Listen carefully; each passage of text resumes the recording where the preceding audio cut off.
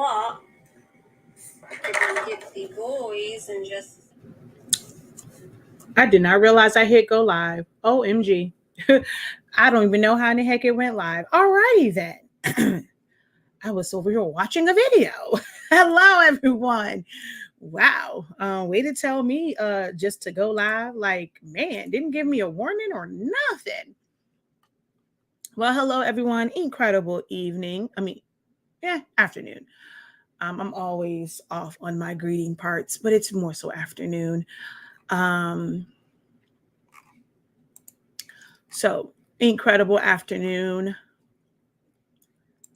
A little late on when I was planning to go live, but I ended up getting a phone call that I had to take care of. My dad. So I had to do some stuff for my dad. And now we're on, but I have to make sure that I don't stay on too long because I have a one-on-one session as well. So, all right.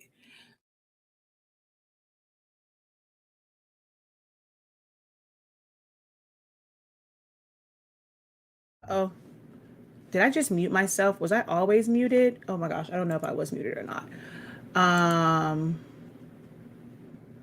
All right, I think I muted it when I tried to go over here to Tickety Talk.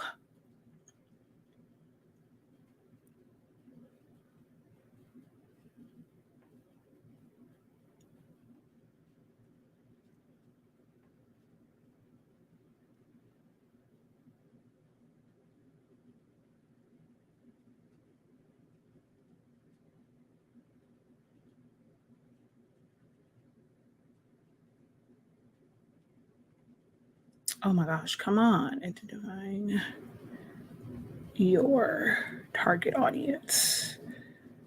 Okay, there we go. All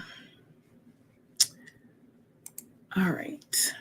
Hello. Welcome in, everyone. I am just changing my audience on here. So just give me just a moment to adjust this. Public. And then we're going to go over to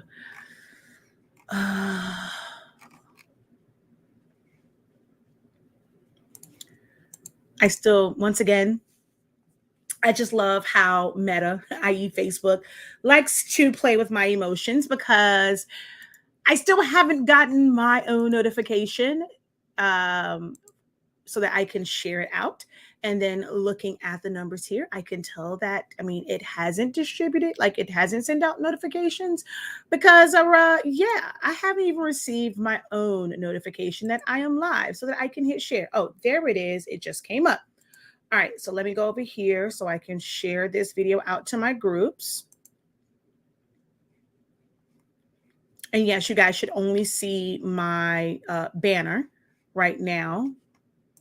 So it's not the camera's not on me. So you should just be seeing my live banner. And I am going to share this out. Hello, everyone over on this side. As you guys come in, let me know where you're watching from. Take this opportunity before I get into the nitty gritty of it all. And you guys are so engaged that you forget to double tap the screen. Go ahead and double tap that screen. And let's get those lights up early. And we're going to start momentarily. While we are waiting to get started with all of the meat and potato of it all, I have a question for you, which I'm actually going to make this the question as I'm sharing this out. Do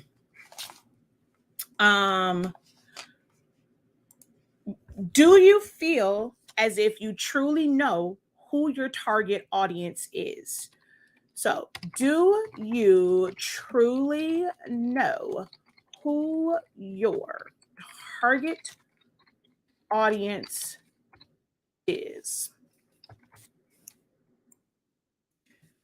So, yes or no? Do you know who, oh my gosh, what is going on? Okay, wait, let me go onto my Wi-Fi. I had to turn on my Wi-Fi on my phone. So the question on the table right now is, do you truly know who your target audience is?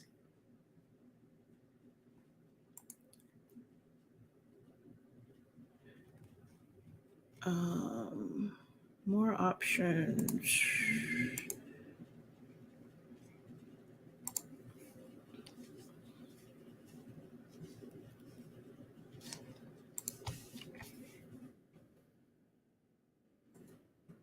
Hey, hey, hey.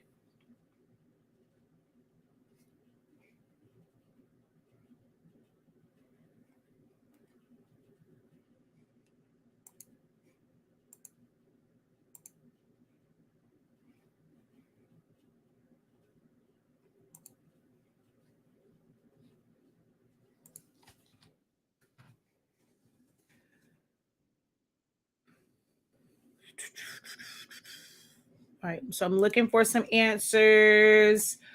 Somewhat no, I do not know. I know that. I just said that. You'll only see my banner for now. I'm still doing some things. I was lucky enough to have gotten one. Yeah, it took it a minute for it to go out, but all right. So over here, so on this side, do you guys know who your target audience is? And if okay, so for those of you who said no, but I know the answer to this, but I'm still gonna ask it because it just leads to what our topic is about right now. Okay. Um, do you know how to determine your target audience? Do you know how to determine your target audience?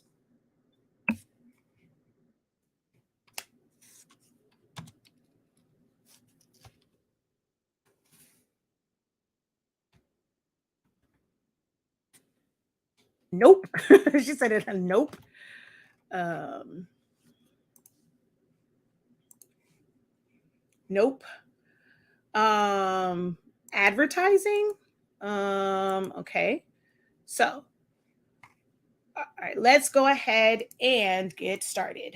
Hi, everyone. I am Shakia, the professor of HS Inc. 365. We are the home of the amazing, incredible product line. Honestly speaking, we carry sublimation paper that allows you to sublimate as low as 365 degrees as fast as 30 seconds. No cover paper is required, and it's great quality at an affordable price. I want to be that person. Like I told my creative business today, you know, when people kind of go when they search for paper and someone says, well, our paper is, you know, let's say, well, like our like 8.5 by 11 or whatever. You know, some companies it's $24, some companies $25, some companies it's $27. I like the fact that they were like, oh, I can go over to HS Inc and get it cheaper. Like, and it's not, most times in business we tend to be like, well, go over there, you get what you pay for. But over here you truly do get a quality product for an amazing price. But it's all in the setup and the things that we choose to spend money on. So it's not always that someone is going to go a different route because they're being quote unquote cheap, but they could also be looking at just the way a business carries themselves, the quality, the consistency, and things like that. But I have identified my target audience and what is beneficial to them. So I price accordingly. Our business is structured a certain way based on that audience. Okay. So once you know what your target audience wants and what they need, because you are trying to service them, you're going to know how to price it. So we have our amazing, incredible, honestly speaking, line of products priced within a great range for our target audience. We also have 365 Creative Academy, where I help you to unlock your creativity in a wide variety of live, which they're always done live in front of a live Zoom audience. So you get the playback. So we have a wide variety of classes, everything from business trainings to design, and then other projects and things like, we've done the phone board. I've done ones for party favors and things like that. So we offer a wide variety of creative based classes. Okay. Ooh, I don't know why my nose is starting to run. So you can check all of that out on our website, hsink365.com, as well as learn.365creativeacademy.com. All right. So let's get into this. I'm thinking whomever needs your product, no, we have to be more specific. Everybody needs clothes, right? It is illegal to walk around America, in other places, unless you are on a specifically like dedicated nudie beach. It is illegal to walk around without some clothes on your body, right? So we all need clothes. There are several places that sell clothing. However, for the higher end ones and for certain things, they have a target audience. Some people are not going to spend $500 on a shirt. They're going to look at that and be like, look, a $20 shirt, hell, a $5 shirt is going to cover my chi-chis just as well as a $500 shirt, a $5,000 shirt. So there is a certain thing as a target audience. Those who have those price points, they're wanting to put their clothing, which everyone needs, they're wanting to put those clothing on a certain person, a certain, it's a certain demographic that they are shooting for because they want to be able to price it. If you just say whoever needs your product, it is going to make it very hard for you as a business owner to properly price your items. So we definitely cannot say whoever needs our product. Okay, so that's where this live video comes in at to help you guys with that. If you guys can just, I don't know what's going on with these numbers. If you guys can just hit the thumbs up button, drop a hey, how you doing? Let me know where you're watching from, just so that it can help the engagement of this. This I know is a bad time. I already know whenever, which I'm trying to do more. I'm actually trying my best to mix in a little bit and do more live videos closer to the evening time, because when I do them, I want the audience to be there. When I go and I go live around like anytime between 12 and about a good 1:30-ish 2, my numbers are great. But at any time after that, especially the later I get in the evening, it's like, man, non-existent. So if I can get you guys to tag a friend, share it out, hit that share button, or just drop a comment, okay? So, and can afford it. So whether or not somebody can afford it doesn't mean that they want to pay for it. I can afford a lot of things. I can afford to go out and get Louboutin shoes, red bottoms. Does that mean that I want them? I am not their target person.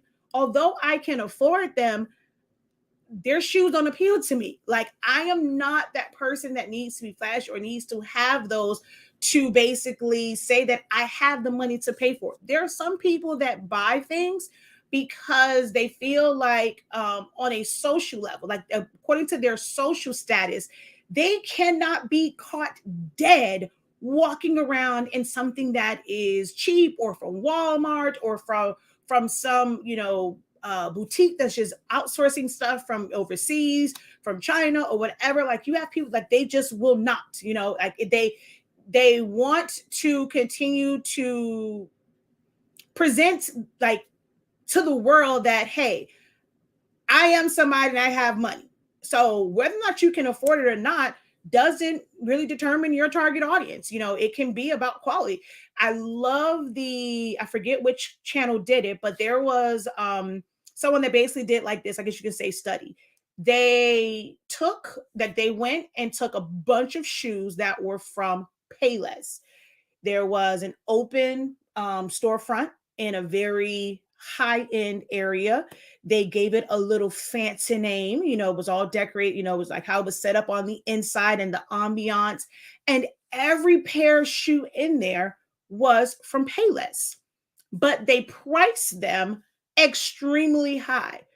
Those who live in that area or they shop in that area, they went in. Oh my God, these are so amazing. The quality is great. Da, da, da, da. Like, oh yeah, give me this, whatever. And they told them,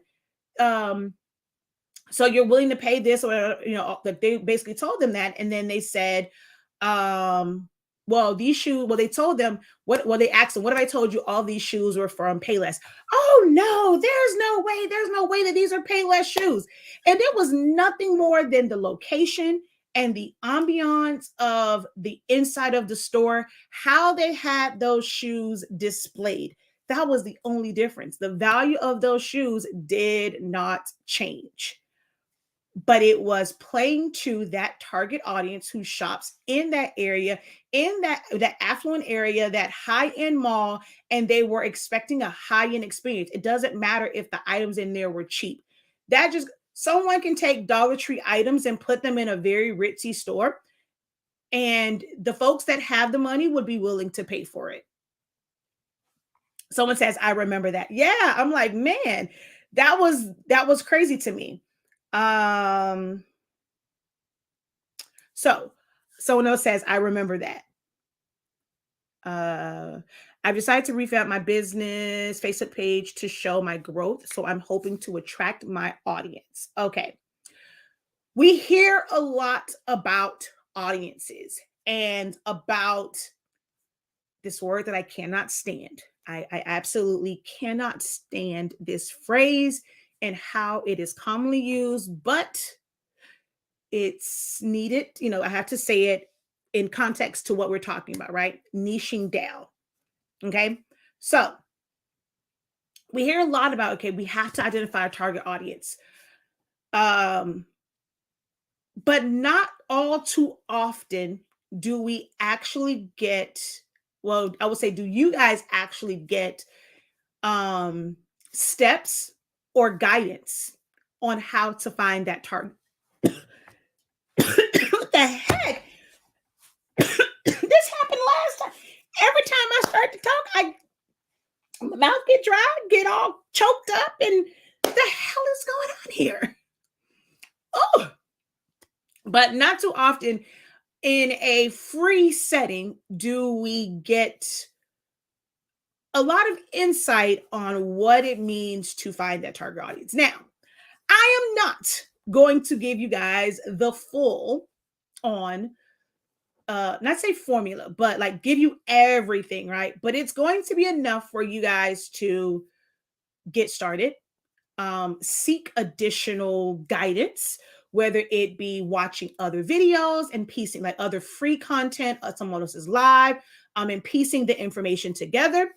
Or if you end up choosing to invest in someone's coaching program, mentorship, creative business program, that is up to you. But my goal is to give you foundational things that you can do to figure out what your target audience is and who your target audience is, right? And even though they may be your target audience, one of the things that we talked about in our creative business session today was that might be your target audience, but are you even ready to service? Are you able to service that target audience? Because truth be told, well, let's just do it this way. By a show of number threes, who wants a target audience that will never question their prices and will pay top dollar? If you could wave a magic wand, who wants a target audience who is not going to question them and will pay top dollar by a show of threes?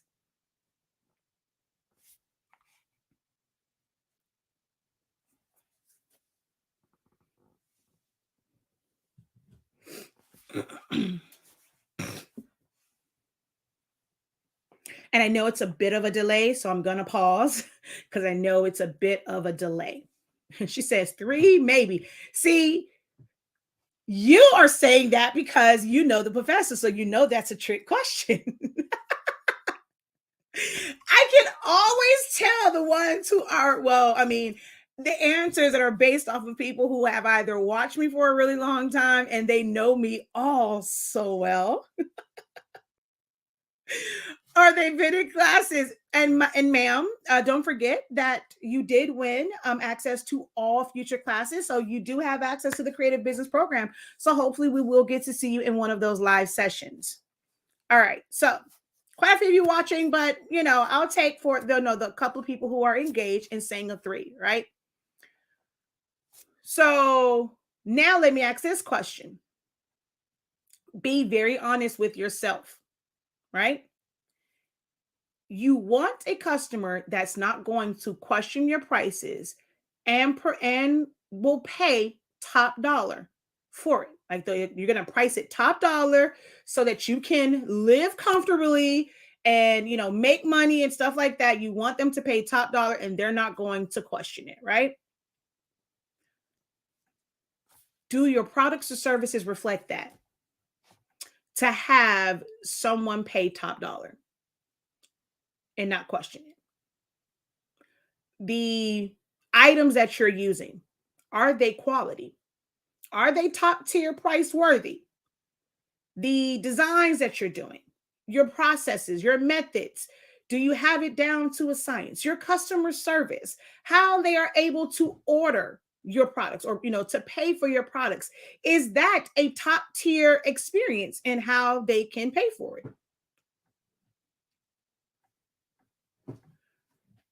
Do you have top tier service? Do you have top tier products, top tier processes? Everything is in line, because those who are like that, when they go into a high end dealership,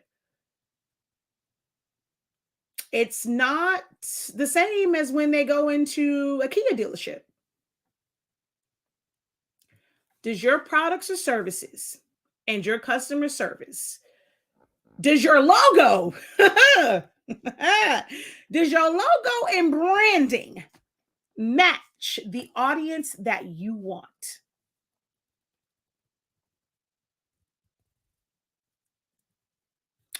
My quality is great, customer service processes, but I need more work on, I'm guessing it's supposed to be design, right? So for Moesha 80, right now, uh, do they purchase your items through a website? You need work on logo designs. Do they purchase your products or services via a website?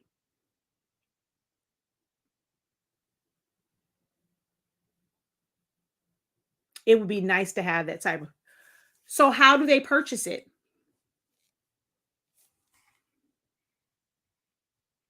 No, ma'am, because it's just me, not all the time. Wait, I missed something. Hold on. Uh, I would think I provide a good experience for my customers. Yes, my quality control starts at my expectation of quality goods and service. Okay. Through you. So that's not, hmm. I'm not going to say it's not top tier, but if you, I'm going to come back to that one. All right. So let's go through a couple of things on who are you servicing, right? So we'll go through and we're just going to say me, right? So wherever my lectures come in, until I change it, I'll know what you guys are talking about. So for you go ahead and put me in the comments, right?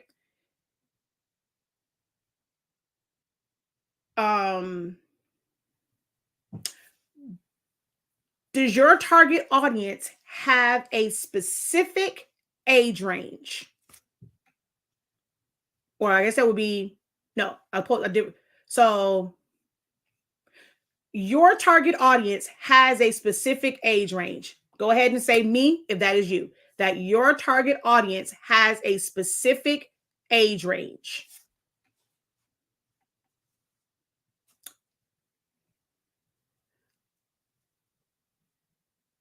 Yes, I am the one who was on Facebook Live this morning. Yes, I am. So, okay. So Mac Works Furniture says that their audience has a specific age range. Do you mind sharing what the age range is? So Moesha, you said no. Okay.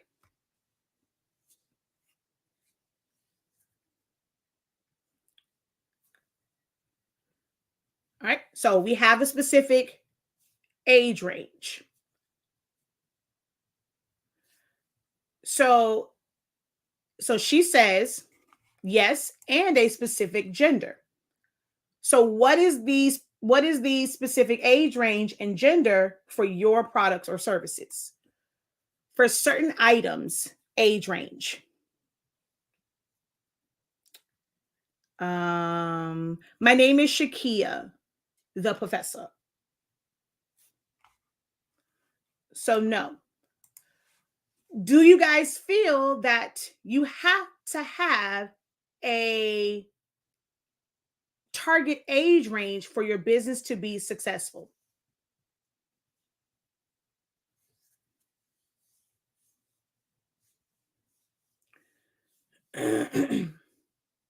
Especially starting out.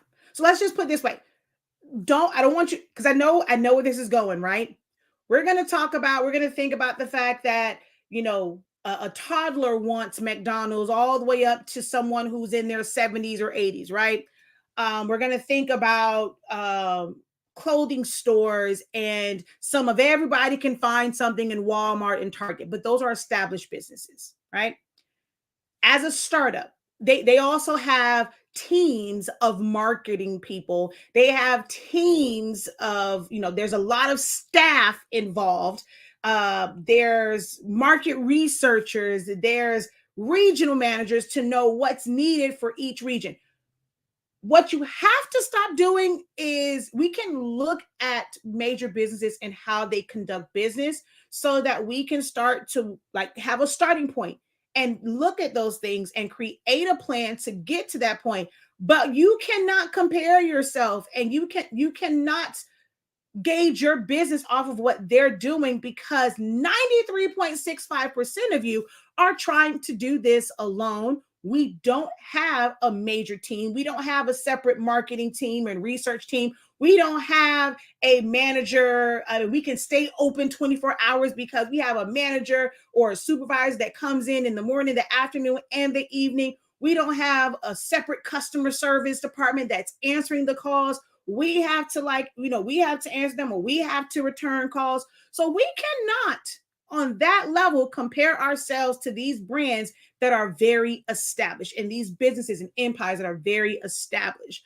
But with starting off, do you think that you should have a target age range that you are focusing in on, that you're going to become laser focused on? Age range is needed. Yes, narrow down your demographics. And I'm not saying that it has to be narrow forever. To me, it depends on the products that I'm offering. So now let's kind of interject right here, right now, right?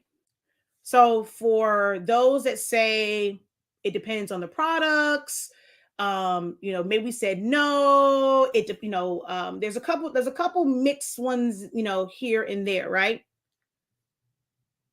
Do you feel like you're getting the sales, the revenue, and the profit that you want with trying to service everyone? There's a lot of you guys who are trying to service everyone. Do you feel like you are hitting your marks on your numbers for sales, revenue, and profit? Do you feel like you are hitting those numbers?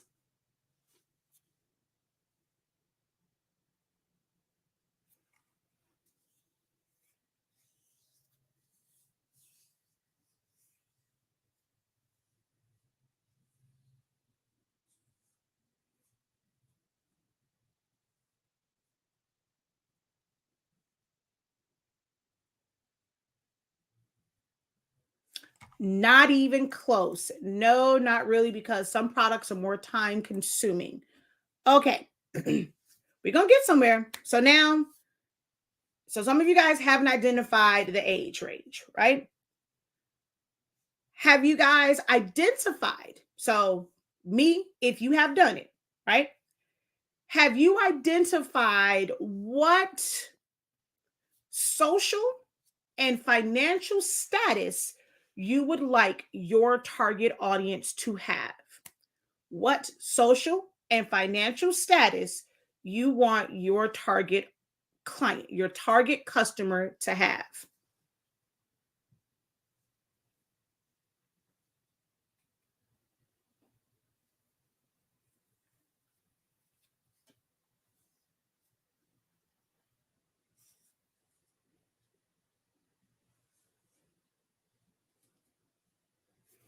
And then I have a follow-up once I kind of get a few answers on that one. Do you know, or do you have a specific social and financial status that you would like for your target audience to fall within?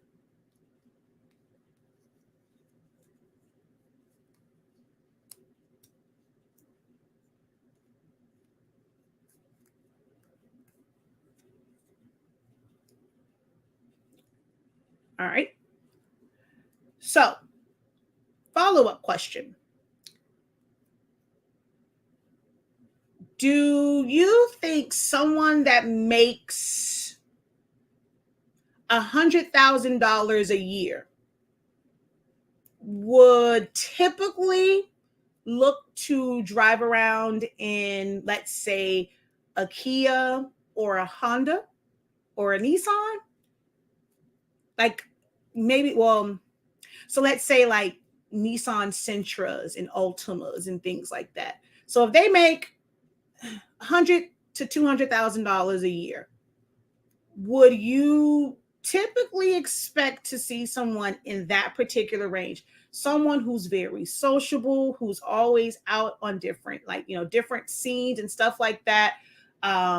They want to use the, valet parking. Would they have a car like that? Or like, even, or let's say that, let's say, would they have a very, very, very old used car with a lot of dents and dings and maybe some rust, and maybe it needs a paint job, right? We all need cars to get from point A to point B if we don't want to do public transportation. So if they were of that social, they're always out on the scene. Financially, they are they're financially stable. They have some disposable income. They probably budget their money and stuff like that. Would you typically expect to see them in a used, beat up car going and valet parking that, right? Would you expect to see that?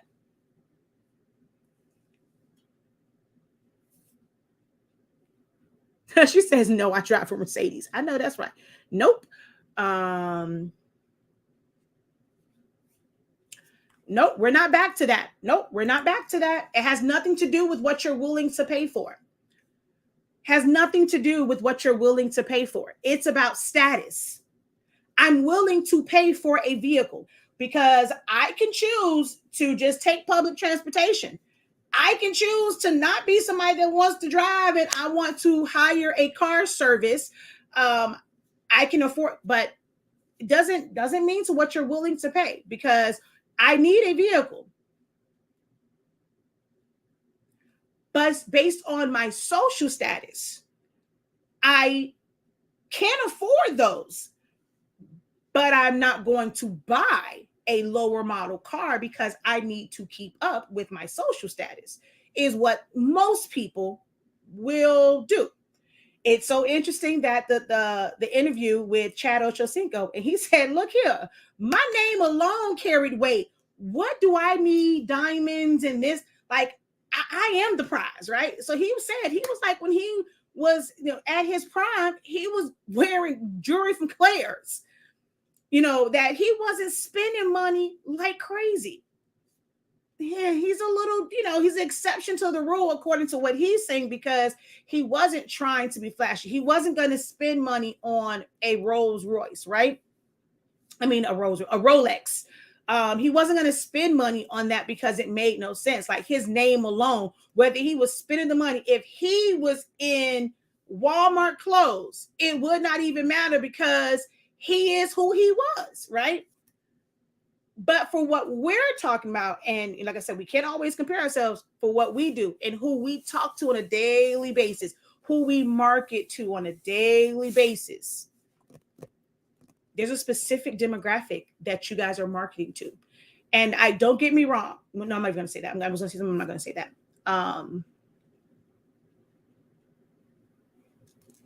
If it's an old car, they won't valet. But most of them has it because they don't spend it like that. They might not spend it on buying expensive bags, but normally when it comes to a car, even if it's like an older model, there's a certain car type that they want to have, right? I don't care what anybody with that kind of money, they can be very frugal in a lot of different areas. And they may not go shopping and buying every single tennis shoe that comes out, every high heel shoe that comes out. They may not be at every fashion show and buying all of these different things, but there are certain things that they're going to splurge on. If they make that kind of money, they're not going to go and stay in a housing complex in the hood. Like, let's just be for real. At some point, they're going to want whether it's a gated community or they're going to be looking for a home in certain communities. Once someone reaches a certain status. So you know what that means for a lot of you guys when you're trying to be so affordable, but you say you want that clientele that's up here that's willing to pay top tier. You're not pricing for top tier.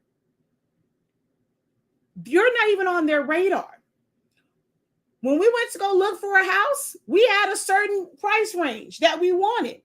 There was probably a house that may have been like, okay, but we weren't checking for those houses because in our mind, at that price point in the areas that we were looking in, it wasn't going to give us the type of home that we wanted. Or once you go to certain price points, it's going to put us in an area that we did not want. Same thing goes for those who have money. If they're looking for a house that cost at least $400,000, they're not checking for houses that's even like, unless like they got a smart realtor and they're like, it might be a little under what you thought you wanted, but I'm telling you, this is a great find or whatever. Most times they are not checking for houses that are $350,000. Like if their range is anywhere from $400,000 to $800,000, like that's a weird range, but you get what I'm saying? Like they're not going to be checking for a $70,000 house at all. So if you haven't identified, if you want the ones who are not checking for $10 shirts, you want the ones that want to spend $50, $60 on a shirt, but you're not doing anything to market to them. Where do those people, I don't say where they hang out at, but where are they looking for these custom shirts?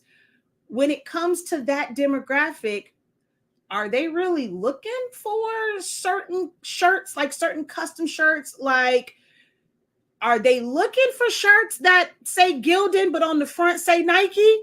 Or are they going to go buy them some real Nike, right? Like, I'm just saying, like, if your audience is someone who wants Nike on just the words Nike, it's not about the brand Nike. They just want the words Nike on a Gildan shirt. That's totally different than somebody who really wants Nike. If you are making shirts and you feel confident in making a shirt and putting it on, taking the words Nike and making video content at that and posting it to your social media, that you had the audacity to cut out the words Nike with your Caesar and some of y'all, the cheap vinyl, and put that on a Gildan shirt. Baby, you cannot tell me that you are looking for a target audience that's willing to pay top tier. Ain't gonna happen, Captain. I'm just saying.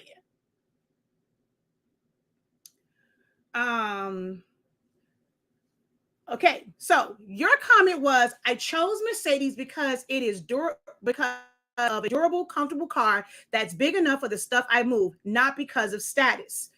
I beg to differ with you, because if you were not of a certain financial status, even if it's the best car in the world for all of its durability and how comfortable it is and it has enough room, there are some cars that can probably still fit within that range. There's some cars that are very durable that are not Mercedes, right? There are some cars that are very durable, they're comfortable, they have enough room, and they cost more than a Mercedes. But you may not have been checking for those because they are outside of what you can technically afford, outside of your financial status. There are ones that have the space, but you chose not to go with the ones that were not Mercedes because, haha, I brought in my range. That's still someone's financial status. That goes back to their financial status. So if there was a car that someone presented to you that they claimed was just as durable, just as comfortable, because they sourced their material from the same exact places, it had just as much room, if not more, right? But it had a Nissan or Ford emblem on the front. How much consideration would you give to that? Or is it that you naturally know that Kia, Nissan, Ford does not make products of that quality?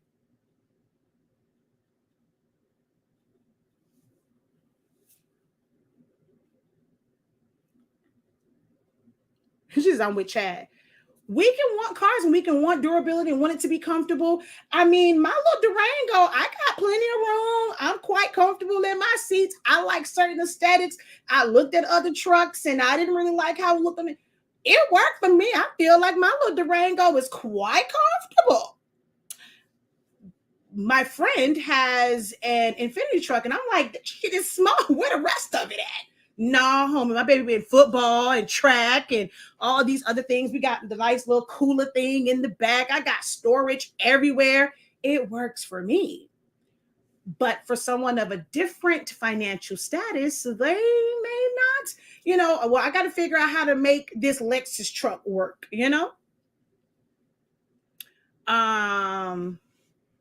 Just as big, exactly, right? Okay, so now we need to determine age range, social and financial status, because it does make a difference, right? If you have someone that is asking you to make them a Nike shirt, then they probably can't afford a real Nike shirt. Like, let's be for real.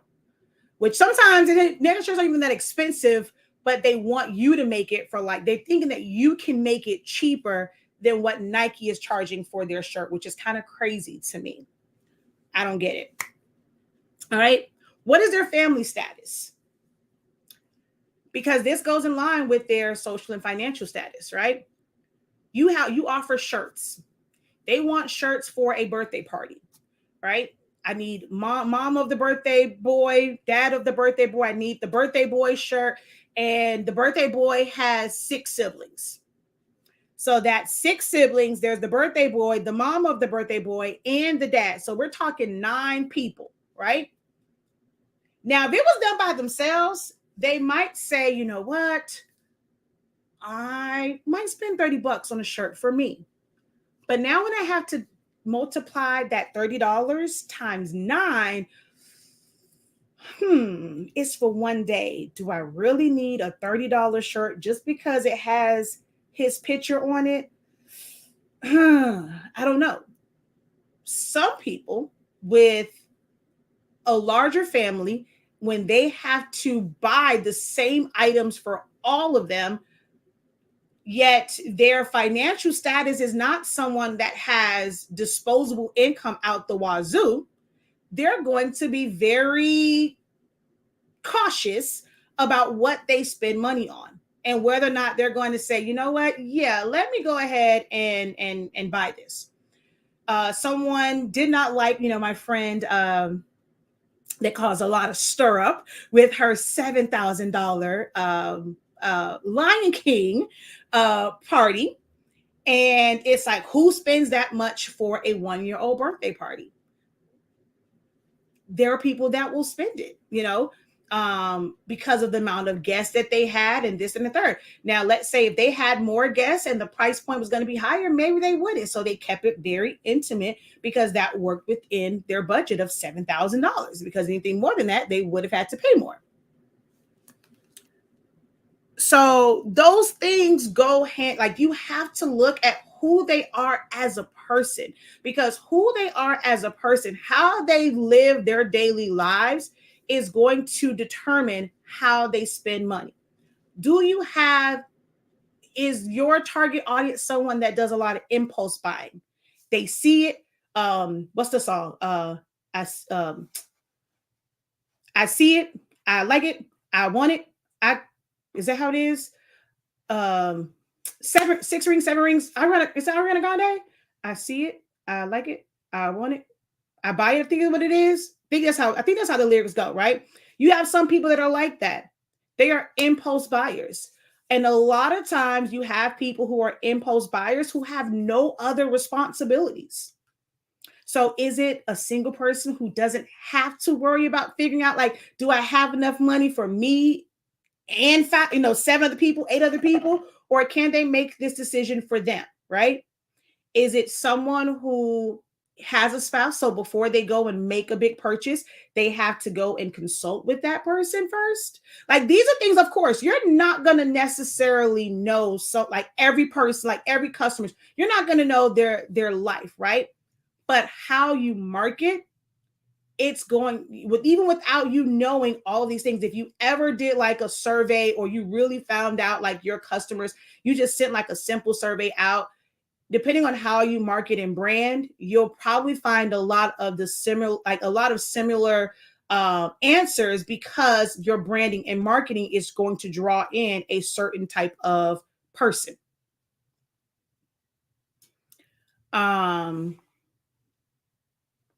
So those things play a big part on it, right? So now we're looking at that as far as who we ideally would want to have, right? So these are things of, like I said, age range, social, financial, like their job, their family status. Those are just a couple of the things that really play into your target audience. Gender, religious beliefs. Even if you have like 1 or 2 things that are very vulgar, like they might disregard everything else you have on your website if the first thing, like when they come to your website, or the first product that they see, because you just so happen to be promoting it for, it might be for a very specific reason, but if it had vulgar language to it, and that's the first introduction, whether you had stuff that worked for them or not, if they have such strong religious beliefs about cursing or things that are vulgar, they're going to disregard you completely. And on the flip side of that, if you have a lot of things that have a lot of religious, a lot of religious like phrases and connotation, is like a lot. You have some who have had trauma from the church and its folk, and they gonna bypass you because they don't know if you are that judgmental person. If you have all of this religious stuff and that's what's thrown at me, if they have trauma, right? So they may bypass you. And it's not, if they say no, right? It's not to say that you don't have a quality product, but your business, your branding, the things that you produce, it doesn't resonate with them. We have to stop thinking that our product is made for everyone. It's not made for everyone. Right now, Beyonce is trending, right? Her upcoming tour. No prices technically have been released. I think today was the first like wave of people maybe getting out, like finding out how much tickets were. But just on the sheer thought that they were going to be $900, and like people were posting this, it was divided. You had some people saying, look, I need to figure out how to get this money because I'm going by any means necessary. And then you had others that said, I would never, I'm not about to pay no $900 just to see one person. Like, it was divided. The ones that said, I'm not about to pay this, even if she really did set that as the price. The ones that said, I'm not about to pay this. You think she cared? Because for everyone that said they were not going to pay, there's probably at least 20 others that would. So don't worry. There's going to be somebody to take that seat that you wasn't going to get anyway. It was a divide because that price point, or like, it's not important for them to be at every single concert. I like you. I like your music.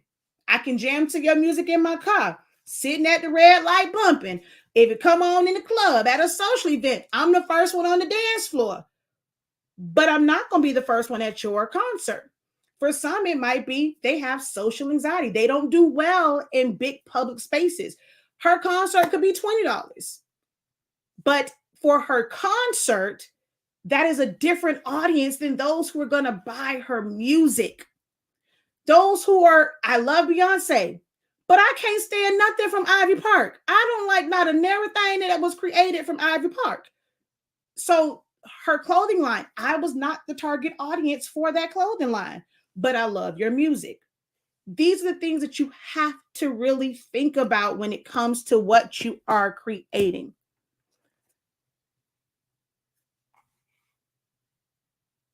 Wait, or price what for us? That happened when you're trying to service everyone, older customers and younger customers. Exactly.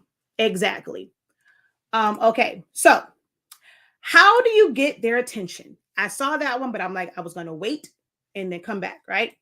The other part of understanding who your target audience is understanding your business as a whole.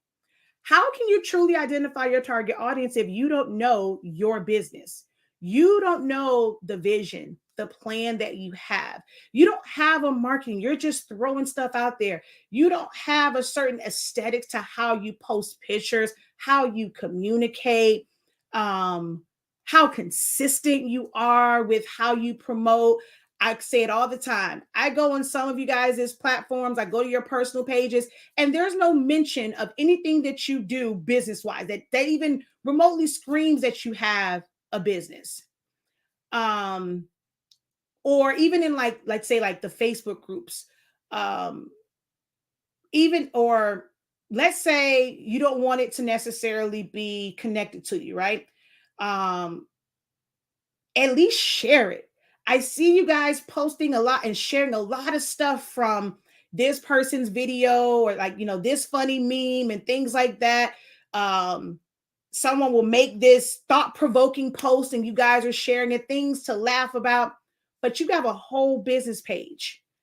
And I can scroll through your personal page and only see you recommending. Remember, you are separate from your business. So why can't you be word of mouth? So if you have your business page, you have your website, why are you not posting to your social media to recommend your own company? Because, according to Uncle Sam, when y'all go and set everything up, you either whether you're a sole proprietor or LLC or corporation, it's separate, right? That's what everyone screams. Separate yourself from your business. Don't commingle your funds. Get an LLC so that you are completely separated. And if you get sued, they suing your business and not suing you, right?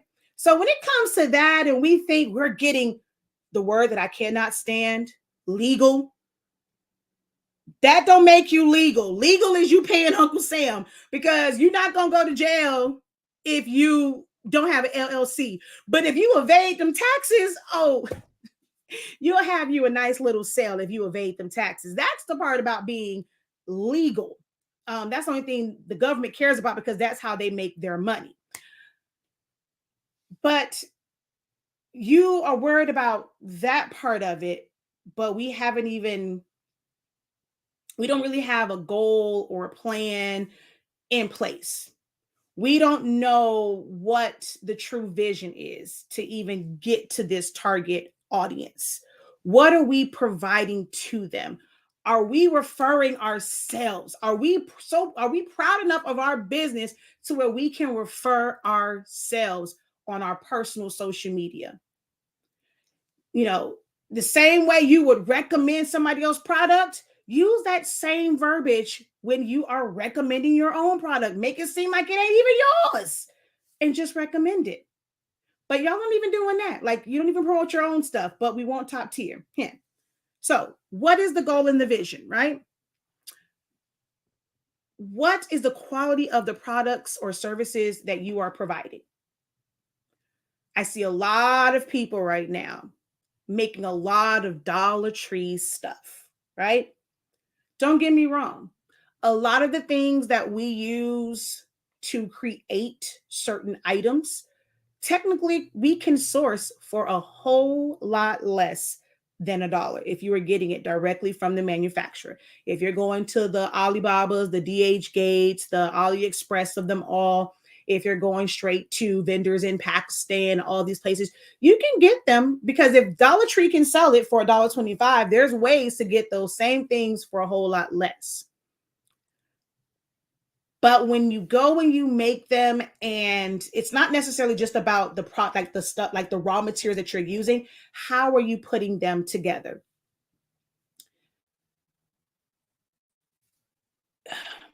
Are they presented to where people can tell that this is just simply something from the Dollar Tree? Is it glue everywhere? Is it no consistency in how they are made? I showed a picture the other day of some candy bouquets from Walmart. I didn't post any context to them. I said, I'm going to just leave this right here. Do with it what you interpret it how you will, do with it what you may. So it was interesting to see the observations that some people took from that, right? For some people to say, is that hot glue on the back? Well, how else were you supposed to put it on there? Like, I mean, that is how you actually stick the sticks. Like, there's really no other way other than to put hot glue on it. Then some people, point out the tape on the back. Some people pointed out the fact that it was only 5 pieces of candy in it at the price point of $14. So it was interesting to see how people interpreted. The candy is the candy. They had 5 pieces of candy. Butterfingers are Butterfingers. The value of a Butterfinger is the same as whether it's in that bouquet or if you got a whole bag of it. Airhead is an Airhead, right? It doesn't change. Like, we all know how much Airhead costs. Okay, this is a 10. If it's inside of a pack, you might pay 25 cents for an Airhead. So we can kind of calculate how much candy is in there. But so if we can calculate that, and we know that, okay, this is not $14 worth of candy, but Walmart has them on their shelves. Why? Who are they targeting by putting that on the shelves? It's probably gonna be a whole lot of up until Valentine's Day. A last minute shopper. I think it's the thought that count. One of the ones that's going to be like, they're going to give it to somebody and it's like, at least I thought about you. I gave you something. Don't you like Hershey's? Don't you like, I picked out the one that had all your favorite candies on it. Like, those are going to be like, those are the type of people who are going to buy that. Someone who wants quality and they want to present their loved one with something that is full of candy. They're not going to go to Walmart. There's a certain audience for the one in Walmart. Okay, I want something that has candy on it, but I don't necessarily want to spend $50 worth of candy. You got bad teeth anyway. It's the thought that count. All you need is a good 5 pieces of candy. I'm going to get you this. You can go to, flowers.com, and you can get one that's full of candy and all this stuff, and it's $90. Same thing. It's a candy bouquet. I'm not paying for that. I'm not. Like somebody will say, I'm not paying $90. You're going to get this $14 one. Does the quality of the candy change? Does the quality of what's those little things? The Mylar paper and like the tissue paper, does that change? The difference might be the fact that the one at Walmart has a styrofoam block and they only have candy in the front. Whereas the one from the other company, they built the base from 4 boxes or 3 boxes of candy. Different audiences, the quality, the amount of detail that's put into it. We can have a bunch. I saw somebody talking about rhinestone tumblers. Someone that uses glass stones versus somebody that uses resin. Different value. You cannot market one that's made with glass stones is going to cost you more and say that this now costs $300 to somebody who's never. Some people say, I'm not paying $200 for a cup. They don't appreciate the quality of those raw materials. They don't appreciate the detail. So does your target audience appreciate detail to where that might limit how many units you sell? Are you looking to sell a lot of units of your product or a few of them? Like, would you be okay with, all right, well, I sold 5 at $1,000, so I made $5,000 this month? Or do you want to be someone that sells it to, I got to do the math on it. Hold on. I'm just going to say if you sell it to 5,000 people for $1, you still made $5,000, but your reach as far as people was different. Normally, when you're talking high end, it's more exclusive. They don't make as many Maybachs as they do Kia Sophias. You know, it's they just don't. Like, that's a certain type of person. It's rare. Like, they see the value, they see the quality in it. So your products and services, how are they made? What's the quality of the raw material? What's the price point of your raw material? And what percentage of what you create is actually handmade, meaning that it's going to take up time. If you have someone that does not, if your core audience is someone that does not appreciate someone's time, they're never going to see the value in your price. I'm going to break it down so you guys can kind of see how all of this plays a part in how Honestly SpINKing does business, right? We have paper. There's a plethora of sublimation papers on the market. You have some that follow the traditional 400 degrees for 60 seconds. You have some that's going to require a cover sheet. You have some people who don't care. They're like, whatever, it's just an extra sheet of paper I'm going to put on top, or they're going to put it on the inside. Like, you know, they don't really like, to them, having that feature right now doesn't seem very important. So I can go and I can scream to the mountaintops. It doesn't require butcher paper. But if that's not something that's important to you, my paper isn't going to impress you. I can go and say that we're going to save you on energy, that you won't have to turn your heat press up to 400 degrees for 60 seconds. You don't have to have the best like heat press on the market to avoid cold spots and uneven pressure, because it's a high release paper. So you're going to save on all the wasted butcher paper. You're going to save on your electricity, and you're going to do it faster. You're going to have some people that says 60 seconds, 30 seconds. Who cares? As long as it gets pressed. I'm not in a race. So I can go and say those features, and that's not going to appeal to them. So my target audience is someone who wants to get it done more efficiently and save money. That is who my target audience is. My target audience are those who are really starting out, because your money not long like that to where you don't care if you got to spend extra. You don't care if your light bill is, $800 because you're running a heat press at 400 degrees. And you have that running all day long, because it's now going to take you twice as long to finish your jobs for the day. If you're somebody who feel like you ball out of control and that kind of stuff don't bother you, my paper isn't going to impress you. But for those who want efficiency, all right, I'm checking for that, right? If you are somebody who, I was about to use a different word, but I'm learning to work on my words, right? If you are somebody who wants ease of like, look, I don't want to think about this. I have too much on my brain. I want to know exactly which side to print this on every single time. So I know when I put this paper in the printer, the brand name should be facing me, or if it's in the rear feed, I should not see the brand name. I don't want to think about it. I don't have the time to think about it. My paper will never appeal to you. We chose not to put our name on the back because we know that our core audience is looking for deals. They're looking for savings because they have businesses that are just startups and I'm barely making money. I keep buying all this stuff. I need to save money where I can.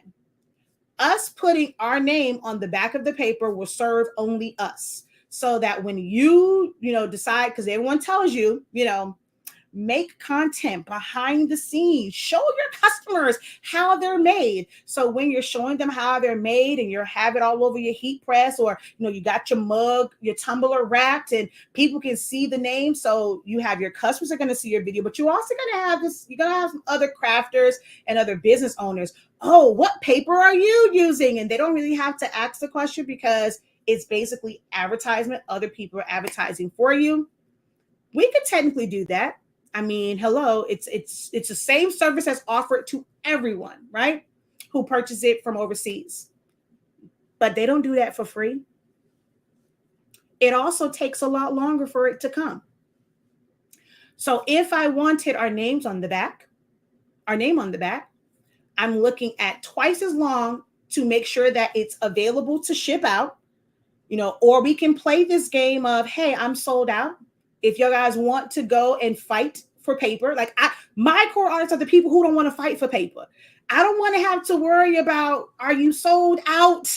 I got orders. What am I supposed to do? Because I'm trying to be so loyal to you. My core audience is like, I want paper when I need it. I ain't got time to play these games about restocks and so-called sold out, but yet you doing videos with a whole warehouse full of inventory. But hey, I ain't got time for games of trying to create FOMO. I don't need customers who live by FOMO. So I'm very open and, hey, yep, we're in stock. Does that mean that we're not selling? No, we sell and we go and we restock our stuff because we can get it at a better price point. I can offer it at a better price point because I don't have to add in the cost of putting our names on the back. That cover sheet is included in the price. A nice little fancy box is not included in the base price.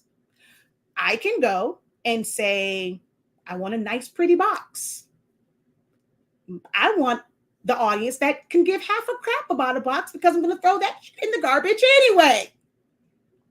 So I cater to an audience who wants quality at the best possible price. That is who my audience is. My audience is someone who I don't mind just taking 2 seconds to fill the paper. All right, I got 2 seconds in my day to fill the paper. This is the rough side. This is the side that goes down.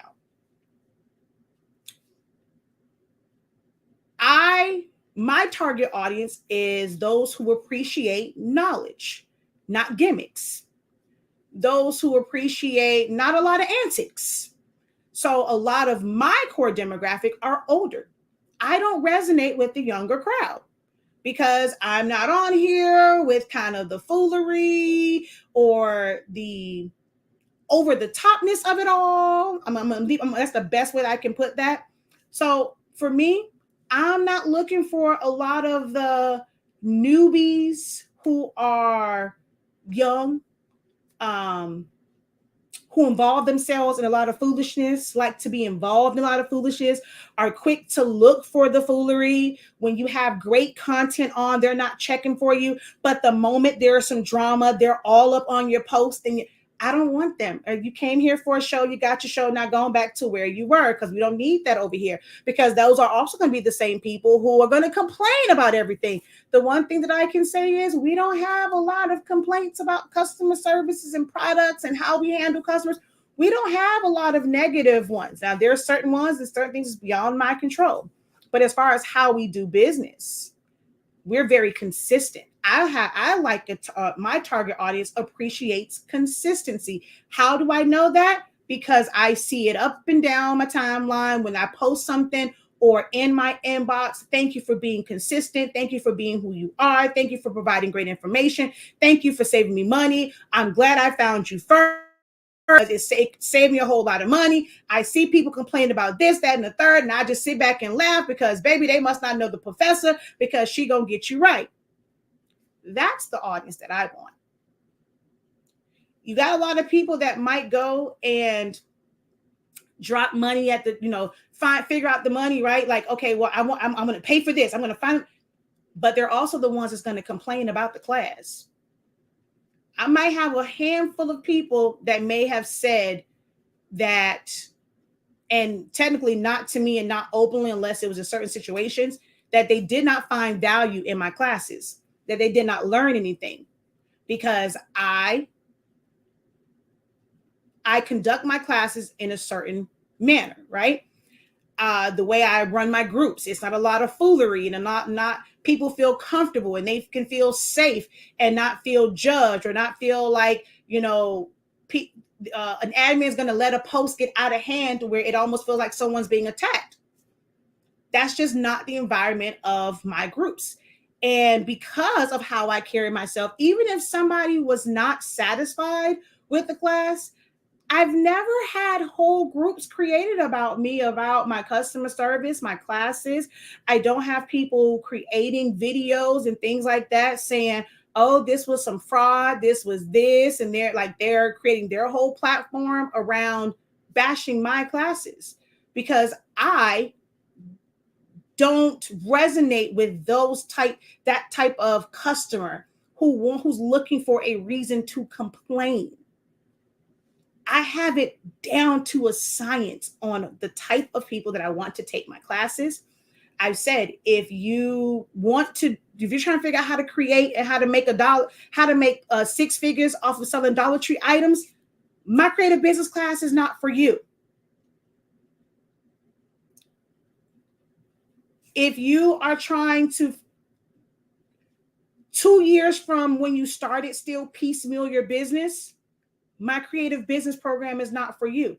First thing I told them was, I'm going to make you uncomfortable in these first couple of sessions and make you really think about what you've been doing and how you've been doing it and what areas need adjusting, right? If you were looking to try and get rich in 3 months and you want to hit 6 figures in 3 months, my program ain't for you. Straight up.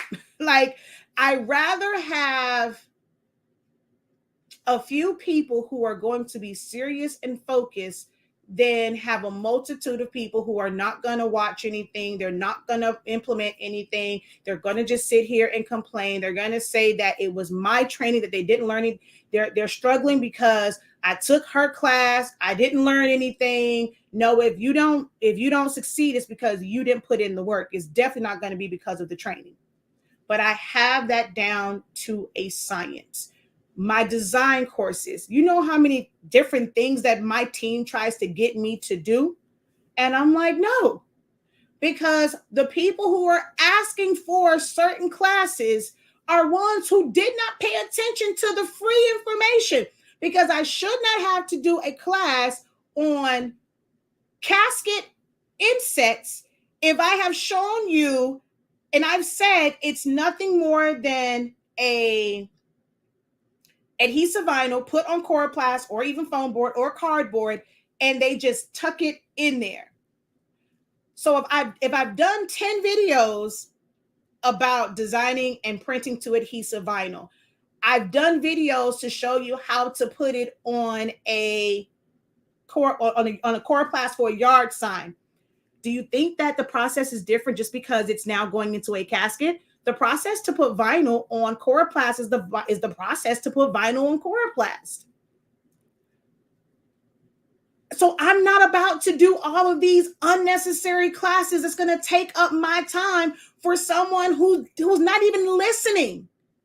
So I could care less about that audience because you're not going to listen. You're not going to pay attention. If you feel like you need a class for every single thing that you want to do in your business versus being able to use some deductive reasoning and some common sense, I don't need you in my classes because it's going to make it harder on me.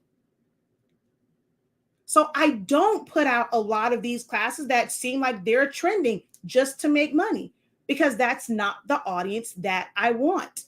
I want those who can watch certain things and pick up on them to where I don't have to go back and show every single click because that's going to make the class a whole lot longer. This is why when y'all see stuff and y'all wonder why, well, you do classes. Why you haven't done a video for this, do a video for that? Do I have to do a video every single week about sublimating?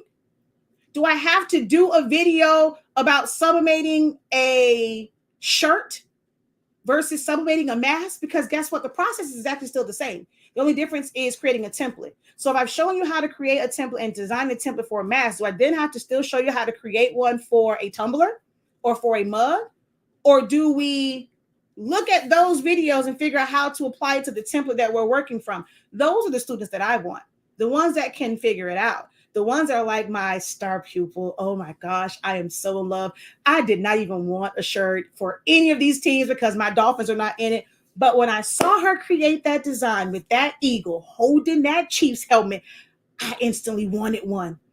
I'm like, look, Sunday, I'm a darn sure be a Chiefs fan. I mean, an Eagles fan with that. Like, I mean, just how she designed it was just in awe, right? And that's the feeling that you want people to have when they look at your artwork. I don't care about neither one of these teams. I'm going to watch for Rihanna.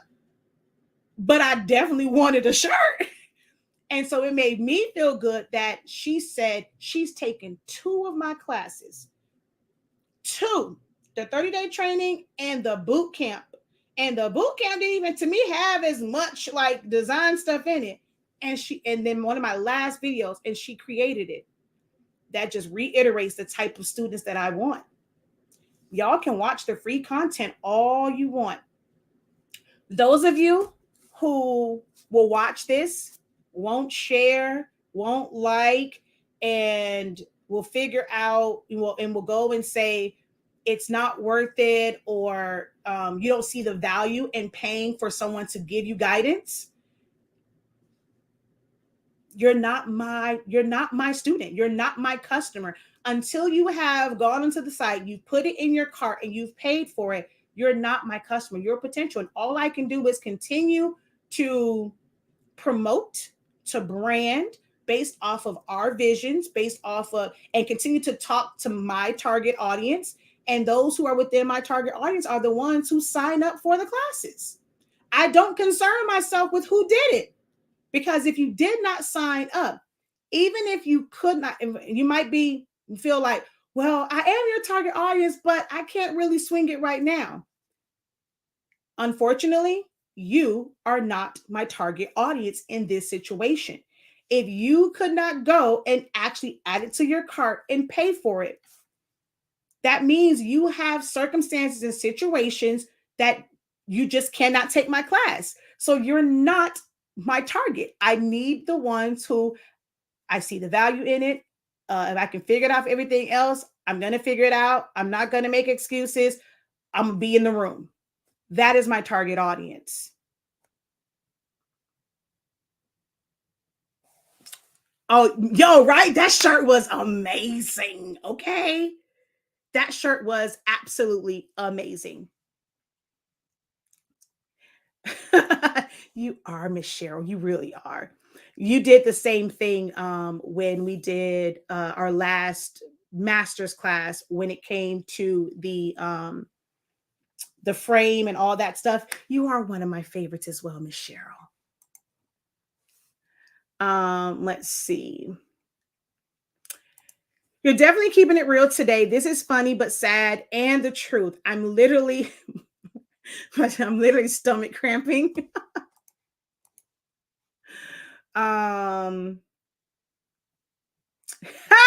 Wait, you're watching me on both platforms. I'm just looking at your comment there. Figure out how to apply these techniques to different items. I'm looking at you over here and you're commenting over there. Lord, she's preaching to me. I missed all these little comments over here. I've done it. I have done this. Like, how do you hear yard signs with the rolling? It doesn't matter if I did it. That's the thing. It doesn't matter if I printed with my rolling or if it was when I showed you guys how to do this a year ago or a couple months ago when I showed putting vinyl on the coroplast when I purchased the prints from my printer. It's still an eco-solvent print, no matter what. It doesn't matter where it was printed from. If you've seen me put 651 on a foam board or on coroplast, it's the same exact techniques unless you have a cold laminator like I do. One of the reasons why I've shown it, but I don't show it as much anymore because I'm not going to do it the beginner way where I'm spraying it and I'm putting it down that way. That was a way when you have a little squeegee and you're trying to get it on there without any bubbles. I've shown that way countless times. Now when I'm doing them, if I have a dedicated class, I will show it that way. But as far as in videos, normally I am doing it for an order. I'm not about to make it a longer process for myself just to show doing it with water or masking and all those things. When I've done those videos, they are out there. They're on Honestly Speaking's YouTube channel. I did an entire month where all of those videos are still available. And I showed putting vinyl down on coroplast, putting vinyl down on foam board. I showed my yard signs. It's the same. There's nothing that is different. For me, there's a new technique because I now have a cold laminator. If you don't have a $5,000 cold laminator, then me showing you my process now does nothing for you. So when it comes to me showing that, my audience for that is going to be those who are investing or want to invest in equipment. If you're looking at just the cost of a rolling and saying, oh my God, I can't spend $6,000. Well, for my system, I end up spending $10,000 because I got the cold laminator because it was just going to make life a lot easier for me on so many different, with being able to put things down easily on like any type of surface, like of the adhesive vinyl, and just making them more durable by putting the actual cold laminate on it versus doing small sheets and stuff like that. So for me, in what I do with that now, I can show it, but y'all aren't going to resonate with that. What are y'all going to do with that? I don't have that machine. That don't help me figure out how to put these on there. So yes, if you have the roll, there's nothing. If you've ever put vinyl, if you ever put 651 on anything, it's the same exact methods. You mask it. If you don't have a cold laminator, you're going to mask it. So you can put your transfer tape on it, and you're going to apply it the same way. Fold a little bit back, put it on there, use your squeegee, pull it back, use your squeegee. It doesn't change. It's adhesive vinyl.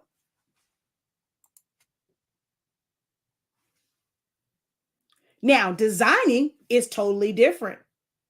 But how to put it on a coroplast or a foam board, that doesn't change. All right. So going back over it.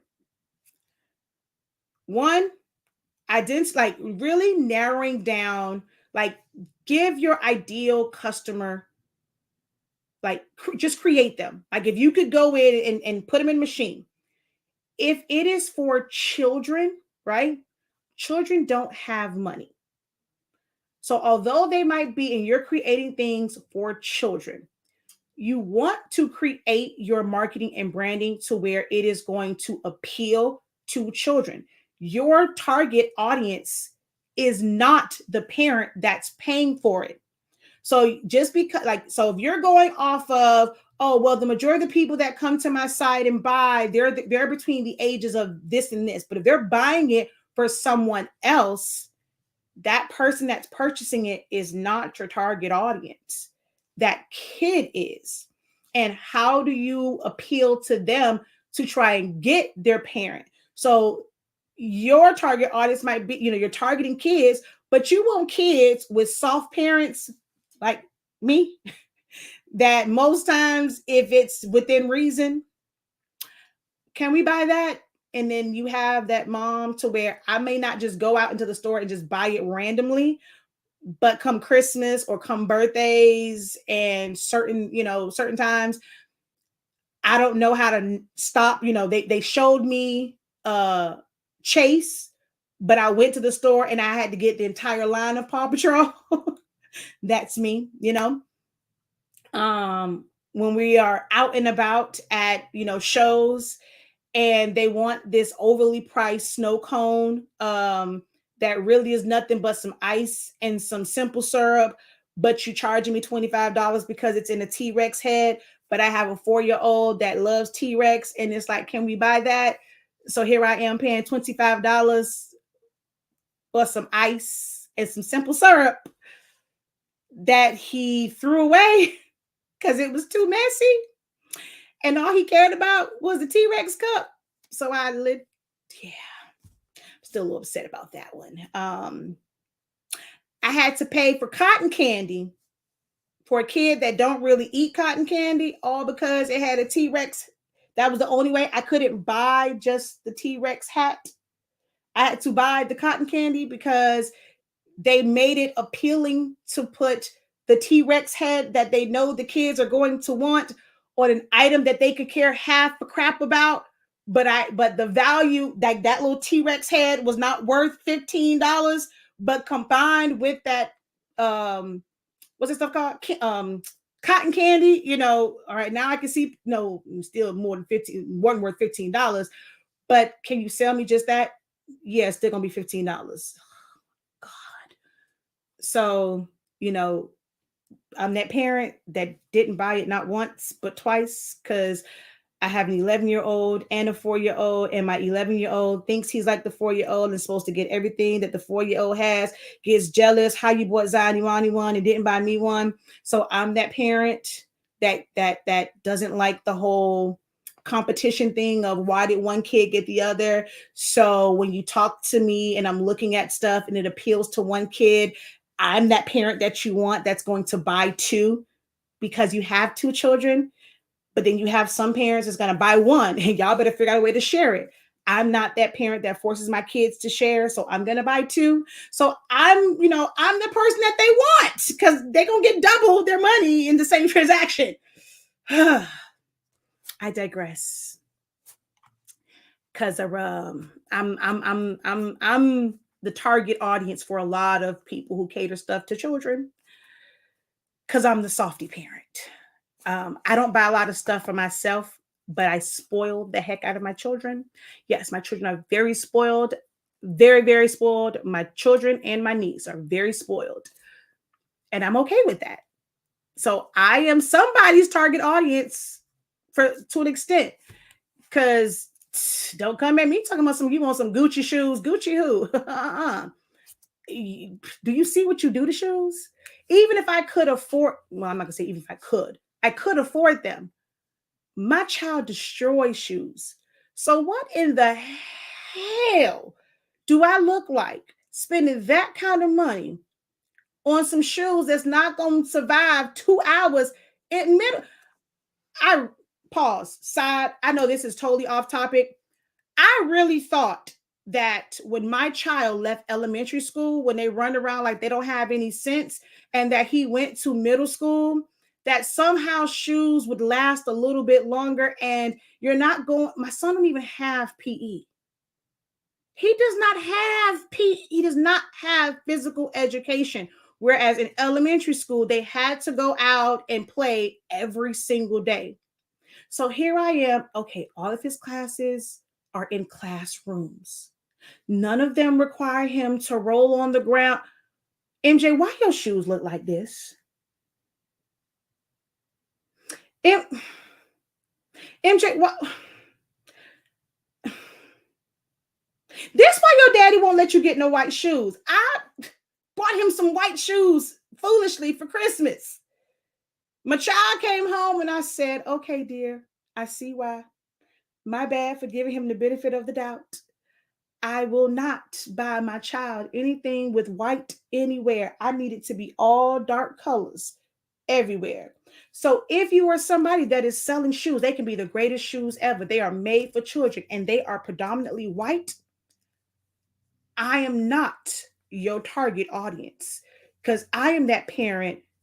I'm not buying your rapid nothing with white on it because you are in a controlled environment, yet your shoes still come back looking like you took like you in PE. How? How? How? So you think I'm gonna buy you some Gucci shoes? Now I might buy you some Gucci slides because you're just gonna wear them around the house. But I'm not about to buy you no Gucci nothing to wear to school for them to come look like Who Shot John. You can forget that. So again, target audience. It's not just about social, it's about financial and social status because I'm not gonna spend my money like on that at all. It's just not gonna happen. The number of children that I have and how my children are, I'm not going to spend that kind of money. 3 out of the 5 days that Makai Jeremiah is in school, he come home with his lunch on his shirt. Thank God they are in uniforms. You got some folk whose uniform shirts are name brand. Parents spent a whole lot of money on it. You think I'm going to pay $50 for a shirt for it to come back home with grease stains and pizza stains and cheese and ketchup and mustard and barbecue sauce? No, you going to get these regular schmegula uniform shirts. It's not that I cannot. And for me, it's like, I can buy you more of these shirts to where if I have to throw it away, I'm not going to be as upset. But if I spent that kind of money and I mean, because you wanted to be in this fancy stuff, you literally have about 7 shirts. So you can wear a good 5. And then I got to hurry up and wash. No, I'm going to buy some shirts. I can buy you 3 weeks worth of these shirts, or I don't have to rush to do laundry. These are things that help build your target audience. Like, y'all, it's really a science. Major companies, they do studies.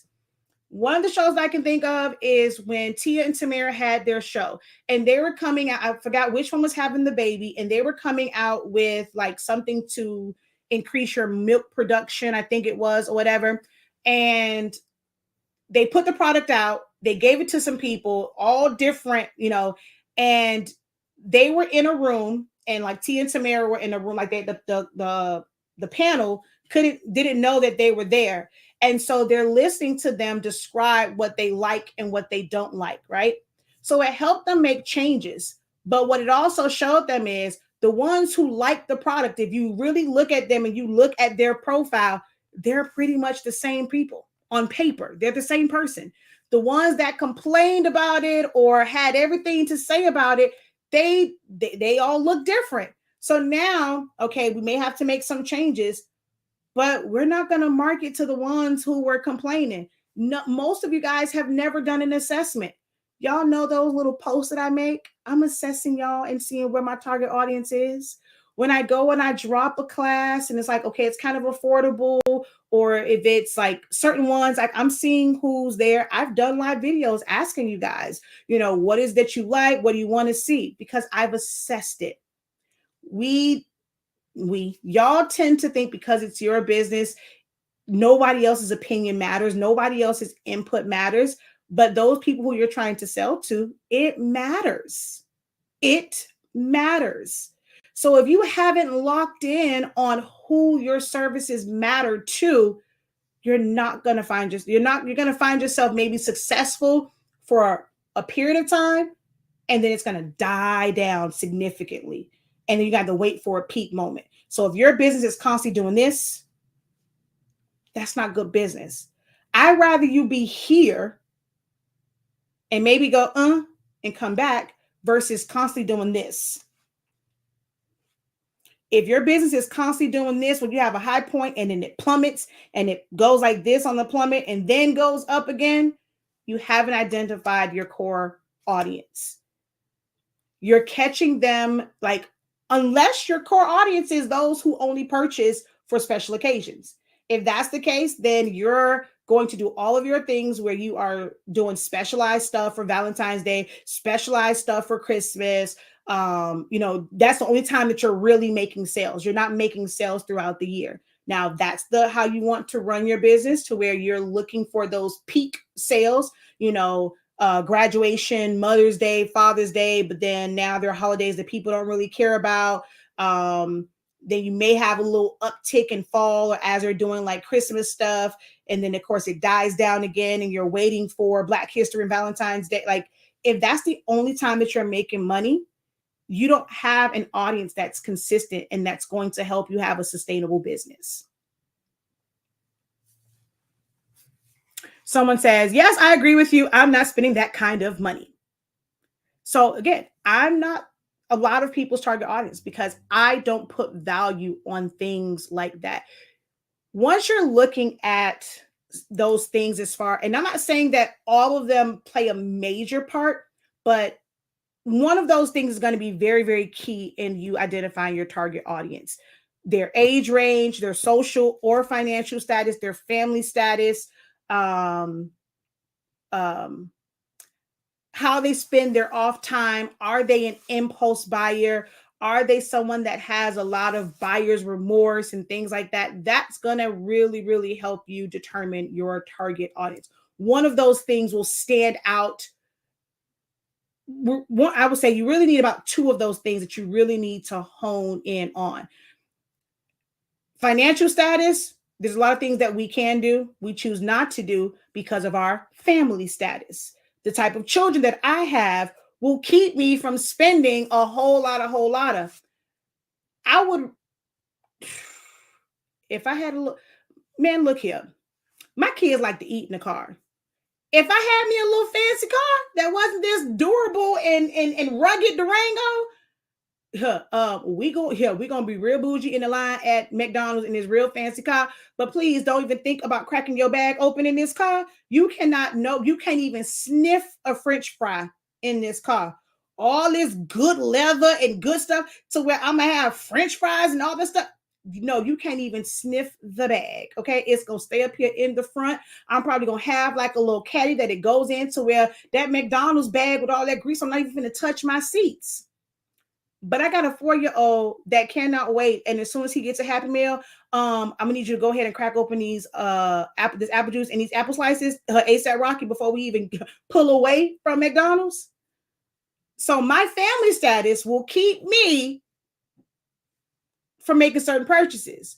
Or if I do, I have to be somebody who is very social, and my husband and I go on outings without our children to where we can get in the nice fancy car, and we're not going on outings with our children where we're going to have to stop at somebody's fast food restaurant.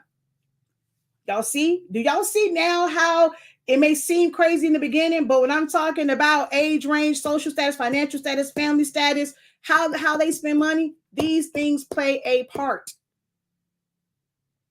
They play a part. If you think that they don't, they play a part. I remember that Tia was pregnant. Okay. See, I'm not making stuff up. I'm not making stuff up. Okay. But hopefully those things really help you think about who you're servicing. If it is somebody who any other time would not step foot in a Dollar Tree for things, they aren't going to necessarily appreciate a Valentine's made with Dollar Tree items. And the ones that would go to Dollar Tree, a lot of the times don't value the fact that they are handmade. and they're going to equate what you make to the fact that you just got it from Dollar Tree. How are you going to charge me $30 when you went and got 5 products from the Dollar Tree? Wait, 1, 2, 3, 4. Wait, 1, 2, 3, 4 items. Then, might do the tape and the glue. 5.5, 6 items that you got from the Dollar Tree. I know they came from the Dollar Tree. I saw them when I was in the Dollar Tree. No, I don't want to make them because I'm too lazy, but at the same time, I don't want to pay you $30 for something that I know that you paid. Well, now it's not really $1 anymore. It's what, $1.25. So that would be 5. Well, that would be 5, 6, 25, 6. Did I do my math right?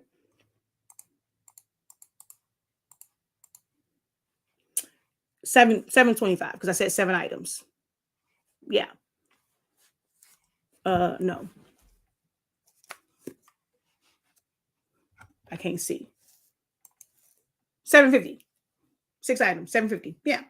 So you paid 7.50 and you're trying to tell me that it took you, because they're going to say, oh, it's just Dollar Tree items. I only make $15 an hour. So you're trying to tell me for you to make this is more than what I make in an hour? It couldn't have taken you more than an hour to make this. So if it costs you $7.50 and I'm going to give you a little halfway decent job. And even if I say you made, okay, it's going to take you an hour to make it and you're making, let's just say $16 an hour, girl, that's $23. Why am I paying you $30? Most of the people who you guys are marketing to, this is how they think. So it's like, why create something that takes all this time and you want to market it for $30? That's without anything in it. Nothing in it. I've seen them for $25, $30, which they should be when you're talking about business. But you're also going to have those, I'm going to make it myself. If you are showing these items to a lot of people who are going to try, their first words are going to say, oh, I can figure out how to make this myself. That ain't your target audience. That's not your target audience. If they want to figure out how to make it themselves to save on money, they're not your target audience. Your target audience, one of the things I will tell you that should be on your list is somebody who just wants convenience. As someone who provides a service that technically can be DIY'd, one of your major talking points or like marketing points should be convenience. They don't have to go out to the stores and try to find the items themselves. They don't have to try and find time in their busy schedule between work, going to their kids' functions. You can barely figure out what you're going to make for dinner. You don't have time to create this for yourself. Let us create it. I don't see any of you guys promoting convenience. It's just, hey, this is that, this is this, this is a Valentine's ring pop or whatever it is. It's pretty. I have these things in it. We can customize it. We can make it pink. We can make it blue. We can make it da-da-da. No, we can do whatever color you want. But they can too, because they have access. It's not like it's anything exclusive. They have access to the exact same stuff that you are using to make it. So what is the benefit of them ordering it from you? Convenience. And most of you guys aren't.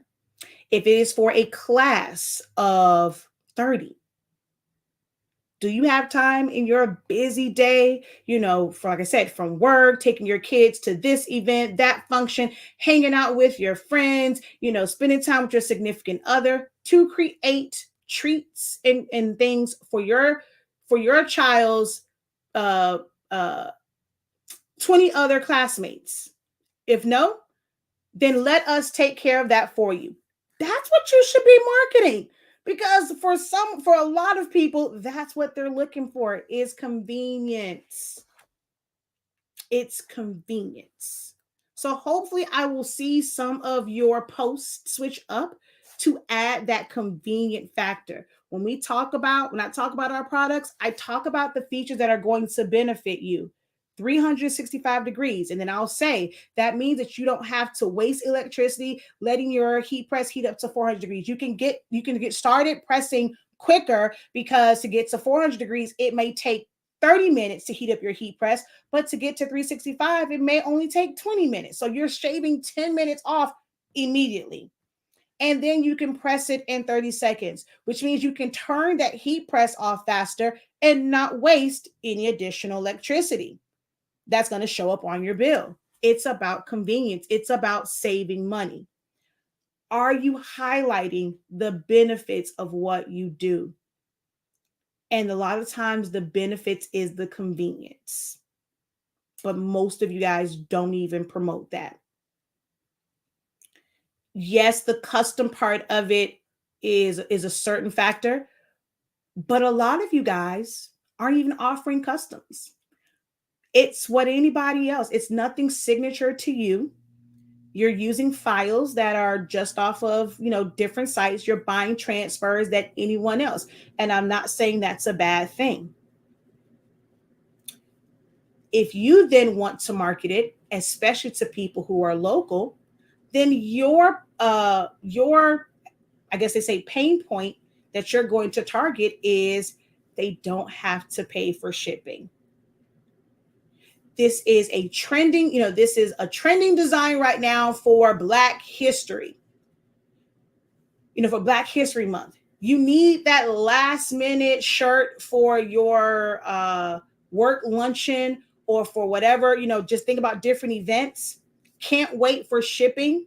We have the most trending designs available for you locally, and you can avoid shipping. You can pick up next day and within 24 hours, within 48 hours. Certain things, you don't have to make it where it is global and you're looking for a lot of people all over to buy it, unless you are a household name and they really they want to buy from you. A lot of these trending and seasonal based things, it's going to be convenient for those who are in your area. Because if they just want something quick, like Valentine's Day stuff, unless there's a certain quality that they're looking for, you think that they're going to order from a Walmart in California when they can walk into a Walmart in their local area to get it? Or will they order it online to have to wait, like from any other place online, to wait for it to get there just because they want to order from this one place where they can walk into Walmart and get the same exact thing? When most of your items are things that are not unique, and they can literally get it from anywhere, because we go on these sites and we go on Etsy, we use Etsy, and you see all of these things that look exactly the same for these seasonal items. Try local. Try targeting the ones who don't want to wait for shipping or don't want to pay for additional shipping. The ones who complain about, oh my God, for one item, $8. Use that in your copy for when you are advertising. Avoid that additional $8 to $10 shipping fee by buying local. If you are in the Miami Gardens area, we have items with all of the trending designs ready for you to pick up within 24 hours, avoiding all shipping fees and delays, because the postal service is unreliable. That's how you get to your target audience. What is it that they're going to appreciate about what you do? And a lot of times it's the convenience. So I talked y'all head off for an hour and 48 minutes, 30 minutes, somewhere in there, because we'd had, share it out and stuff like that. Are there any questions for me? I'm going to answer, let's say, no more than 5 questions. I will answer. Thank you for your honesty and realism of many of our finances.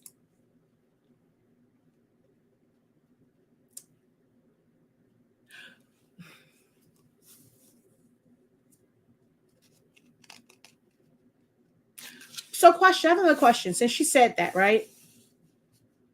I am not saying that it's a bad thing to look for sales and not say sales, to look for ways to cut down the cost. And it may not be sales, but it might be to where, okay, in order to get this at a more cost effective rate, I may have to do certain things so that I can buy it at a more cost effective rate, because buying it retail, this is too, I'm spending too much money. So it might be to where you have to get your resale, do some extra work to get your resale certificate so that you can go and buy things at a wholesale price, or be able to source it right from the manufacturer or get it overseas. You have to buy more, but you technically got those products less expensive, at a more affordable rate. But if you're looking for things retail and you yourself for your business, if you are always looking for what's on sale, for the cheapest way to do it, if there is a piece of equipment that you want and you're like, well, how can I get this cheaper? Y'all seen this somewhere on sale? Is it somewhere used? Like, if everything that you do in business, you're looking for a deal, why do y'all assume that your why do you get upset then when your customers are doing the same thing that you're doing for your business? You putting out that same energy. You always looking for a deal, looking for discounts. Where can I hate that word in groups. Where can I find this cheap? Why is it not? Where can I want to provide a quality product? What is the best place to get these from? That's the best quality, because I want to present the best quality. But why is it always, where can I get this cheap? Who has a sale on X, Y, and Z? But it'd be the same ones in the group. Oh, these people are cheap. They always want a discount. Come on. A lot to think about. I took good notes. That means you should come to the session on next Monday with some feedback and looking for specific guidance.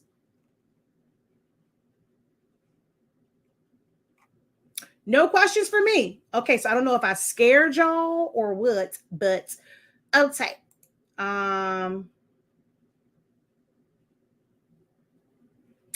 I swear I hate that. I don't even promote myself or buy from people like that. Yeah. And sometimes we don't realize that the things that we say will turn people off. And this is a prime example of that, certain things, how we carry ourselves on social media, people are looking and they will make a judgment call. You can have the best product or services, but if they don't like how you carry yourself, they won't. I know that, I have my little moments where I can be a little ratchet. I let the ratchet come out sometimes, but I am more of a kind of sit here and deliver the information. I can be animated sometimes, but I'm not over the top with it. Some people, that doesn't resonate with them. They don't want to sit and listen to that. They want maybe a louder tone. They want to see more theatrics to capture their attention. They're going to shy away. I'm not their cup of tea, and that's okay.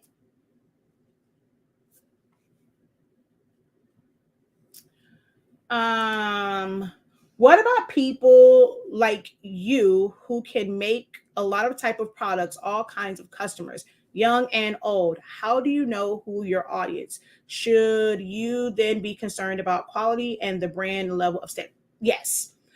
So this wasn't something that happened overnight. When I first started, I was not catering to everyone. On a lot of the designs that I created when I first got started with like creating designs were all girly designs. I had to force myself to do designs that were more masculine, and that were for boys. Probably one of the reasons why God gave me 2 boys, because if not, that really helped break me out of this always designing girly type things. Ink wise, I used to go through so much magenta it was ridiculous because almost everything had tones of purples and pinks and reds and things like that. Like way too much. Um, although I okay, I create a lot, right? But I still only do certain things, right? Um, I still have a certain style. The majority of my designs are gonna have like you'll be able to kind of look at them and like that might be something the professor designed because there's certain fonts that I like to use. If I'm someone who's never using really frilly, elegant fonts, I don't get those who are looking for that. They don't come to me. So I have a broad audience, but I'm also limited because I don't service anyone that wants frilly. You know, I talked earlier today about the word elegant. Elegant can never be in my vocabulary for anything I design because that's just not who I am. That's not my design aesthetics. So those who want that aren't going to come to me. When I was doing events, those who wanted crystal this and crystal that, and they wanted the glass and, you know, centerpieces, and they wanted a lot of florals. Don't come asking me about that. I don't do florals as far as like me making them. And because my business was meant to, my event business was for a certain demographic, right? Like those who wanted the big backdrops and stuff and they just had money out the wazoo to just spend on that. I wasn't the person for them because my tagline was DIY by a professional. I did not seek out to have the higher end clients. That wasn't my goal, that wasn't my mission and what I was doing as an event planner. I wanted those who could not other like who really had to really think real hard and dig real deep to put it to let me to have an event or have um, more than just cake and ice cream at your grandma's house type celebration for their kids. They wanted some balloons, they wanted some party favors, they wanted some activities and things like that, you know, combined with the bounce house, somebody that can come and host. And even if it's nothing but a bounce house and a DJ, you would have thought that it was a whole full-on production because me as a host, the way we play musical chairs, the type of games we play, like I made them fun. I would create different games and it's like, oh wow, I never thought about that. Me hosting a baby shower, oh baby, top tier for hosting baby showers. Because people will go and say, I've never heard of this game. I never did this. When I did my gender reveal and my family was like, you know what? This was kind of different. Did y'all expect anything else from moi? In that we how so if you haven't been around for a long time, just a little back up a little bit. How I did my gender reveal, it was, you know, a lot of people have done it. They'll play different games and stuff like that or whatever. So they play games. It was whoever was team boy against whoever was team girl. So they would play a game, and whoever would win, I had this big board, and it was like a little punch board. So they picked a number, and then they punched it out, whatever, and it said either team boy, team girl, or it's a baby. The gender was the one, of course, that had the most tiles in it. I forget. I think we had 9 tiles. Was it 9 or 12? One of those. And I want to say it was, let me see, maybe it was 3. Well, at the time, they got it wrong. I want to say it was 3. It's a girl. No. It was 3. It's a boy. It was 2. No, okay, hold on. No, it was 4. It's a girls. It was 3. It's a boys, and it was 2. It's a baby because it was 9. So as they played, we punched it out, and we had these little tiles that I created, and then we had like a little clothesline, and we would pin it to it. So they're watching to see how many come out, and the moment they saw 4 of whether girl or boy, and so it'll come out, it's like, oh, it's a baby. Like, come on, like really. So it's like now seeing which ones. So it put a different spin on it. When I did, so and then of course it showed it was, when I did that, it said it was a boy. But then something else, like the ultrasound, they said it was a girl or something like that or whatever. And it was all mixed up, and I have a whole boy. Thought the whole time it was just a whole bunch of stuff, and thought the whole time I was having a girl, and the text messed up, and my doctor goes and says, Shakia, it's a boy. Excuse me, ma'am. I got a bunch of tutus in my bag. What you mean it's a boy? It's a boy. Oh, okay. All righty. All right. So take all this. Luckily, my child had to be in DQ for 12 days. Okay, y'all take all this stuff and please bring my child something that's fitting for a boy. Okay, thanks. And also he was born early. So that was something that was different in how I did, my events.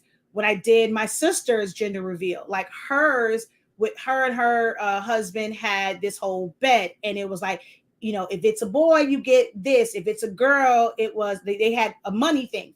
So I created this big old check. We played all these games for the hell of it, and they would have to go and do all these different things to see if it was a boy or girl, da da da. And the whole time it was, once the check was revealed, whoever the check was written out to, that told you what the gender, that told us what the gender was. So it was just in how I did events, especially hosting events. It was amazing to have me host your events. So because I did a lot of the other stuff, the decoration, all that, that's not the stuff that people remember. They remembered the games, the interaction, like though, the laughing at like the way musical chairs went. So it just created this experience. I didn't need people who want to pay a lot of money. They don't really care about entertainment. Like they'll probably have a character come in and shake their booty to like they in a club because they forget that it's a child's party and they're in a child's costume, yet they twerking and dancing like they were at Pat Jam. Hey, that's what they wanted. Or people just wanted like the kids to go and get on ponies and horses or rock walls. They just want activities. They didn't care about a hostess. Well, I target people who didn't want to spend as much money on decorations because most people don't care about that. It's great for the first pictures. Once people are in the room, you can't even really appreciate the beauty of all of the decorations. The fact that they know that kids don't really care about all of these treats because most of them just want the regular candy. So they didn't care about all of those, which is why to this day, I don't make treats. I don't make more than 15 treats. You got a party of 30 people. So if you want 30 candy apples or 30 Rice Krispie treats, 30 Oreos, get somebody else to do it. I'm not doing it because I already know it's going to be a waste. You're going to complain about the money. So no, there was a way that I can arrange it and do minimal, do a little bit of this, a little bit of that, and just make it look amazing. So that those who did not have a lot of money could still give their kid that experience and give them a great birthday. Like it was parents who, I'm always sending my kids to great birthday parties. People invite them. There's all this stuff. Yet every time my kid has a birthday, it's just cake and ice cream. And that bugged me. That bugged me to no end for especially single mothers that felt that way. So that's why I created the business that I had for event planning. I could care less about the ones who had money. I wanted those specific parents. That's just how I was. And I was affordable, but you get an affordable party. You can't say that you want affordable, but you want Shavari chairs and you want this, and you can have a nice party. I have vendors that have nice, clean chairs. Are you gonna necessarily get chair covers and sashes? No. You might get a sash because I work with vendors who have nice, clean chairs and they take care of their stuff. And so I can go get those and just simply put a sash on it. I didn't have to do a chair cover for an outside party at a park that's windy and it's a bunch of dirt here, and these are going to end up being blue black. That just didn't make any sense to put white chair covers or even light colored polyester at that near, it's like a pool party or a party with water and dirt. So everything gonna be dirty. This somebody else to do it. Like that's just who, again, I knew my target audience. Weddings wasn't my thing. I only wanted to do baby showers and kid parties. The only adult parties I think I did were for my grandmother. Other than that, I did not care to do parties for adults. because their expectations and the stuff that they want the world for no money. Whereas a kid, they come in there and it's like, oh my gosh, it's my party. Like, oh wow. Like, so I just wanted to do kids parties and baby showers, and that was it.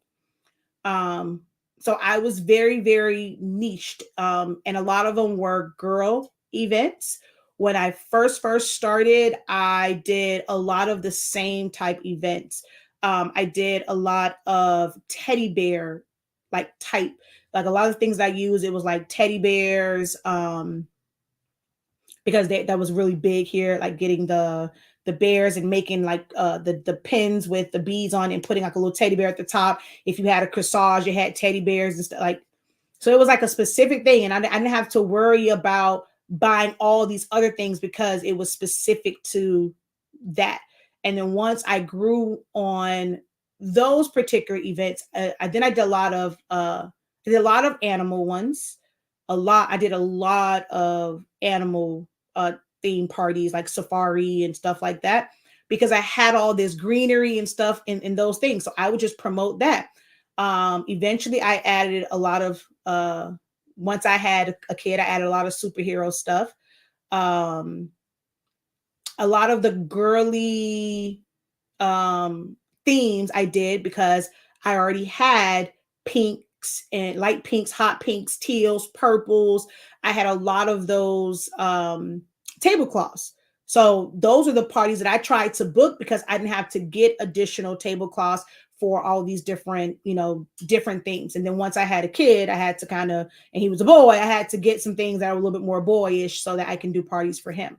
But I was very, very, like, where you guys see me at now is not how I started. I was very laser focused on who I wanted to serve.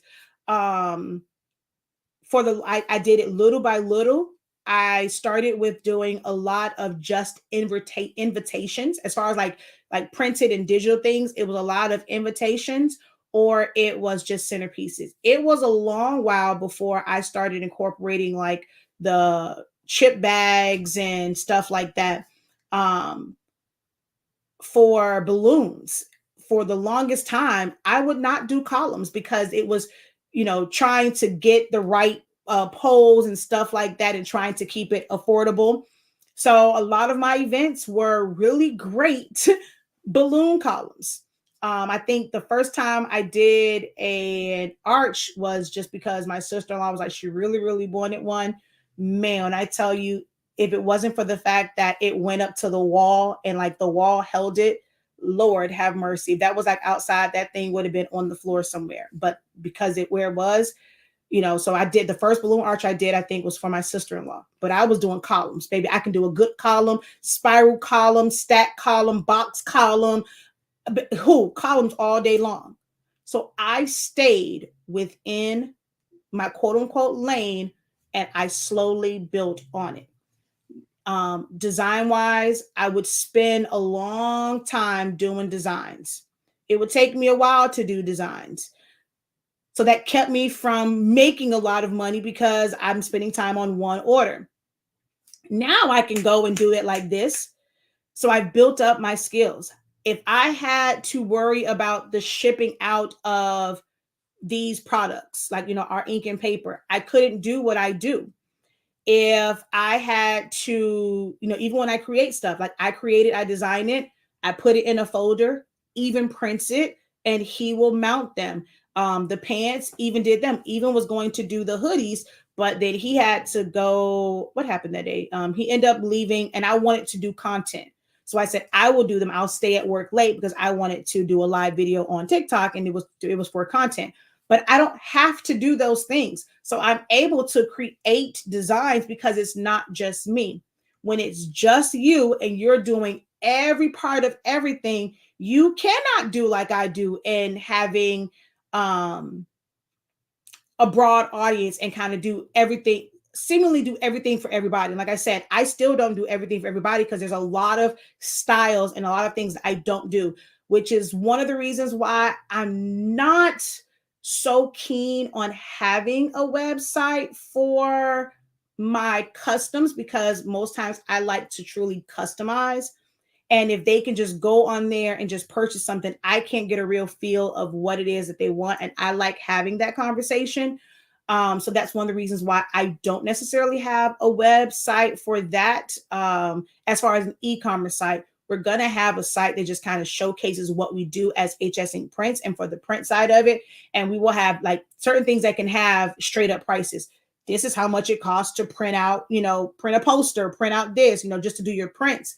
We're going to have dedicated price for that. But when they want something customized, it's a customized service. It's almost like, a design concierge. It's catered to them. So I like having that one-on-one. I don't want to have it where it's just this sterile transaction, so it just depends. But quality definitely does matter. Definitely does matter once you kind of get to that level where you can somewhat service some of anybody, can do a little bit of this, a little bit of that. Quality definitely matters. And being able to use things over and over and over again. I can service a lot of people, but a lot of it is the same core items. I'm not trying to offer sublimation tumblers and resin tumblers and glitter tumblers and alcohol ink tumblers. I have a specific one that I do.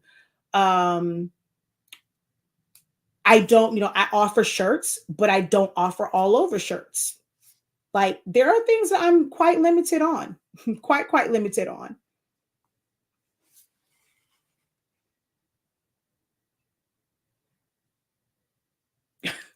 I'm not putting that on the screen. Y'all leave that one alone. Not none of my business. Trust me, y'all. I've seen it. Enough of you guys have sent it to me. It don't bother me none.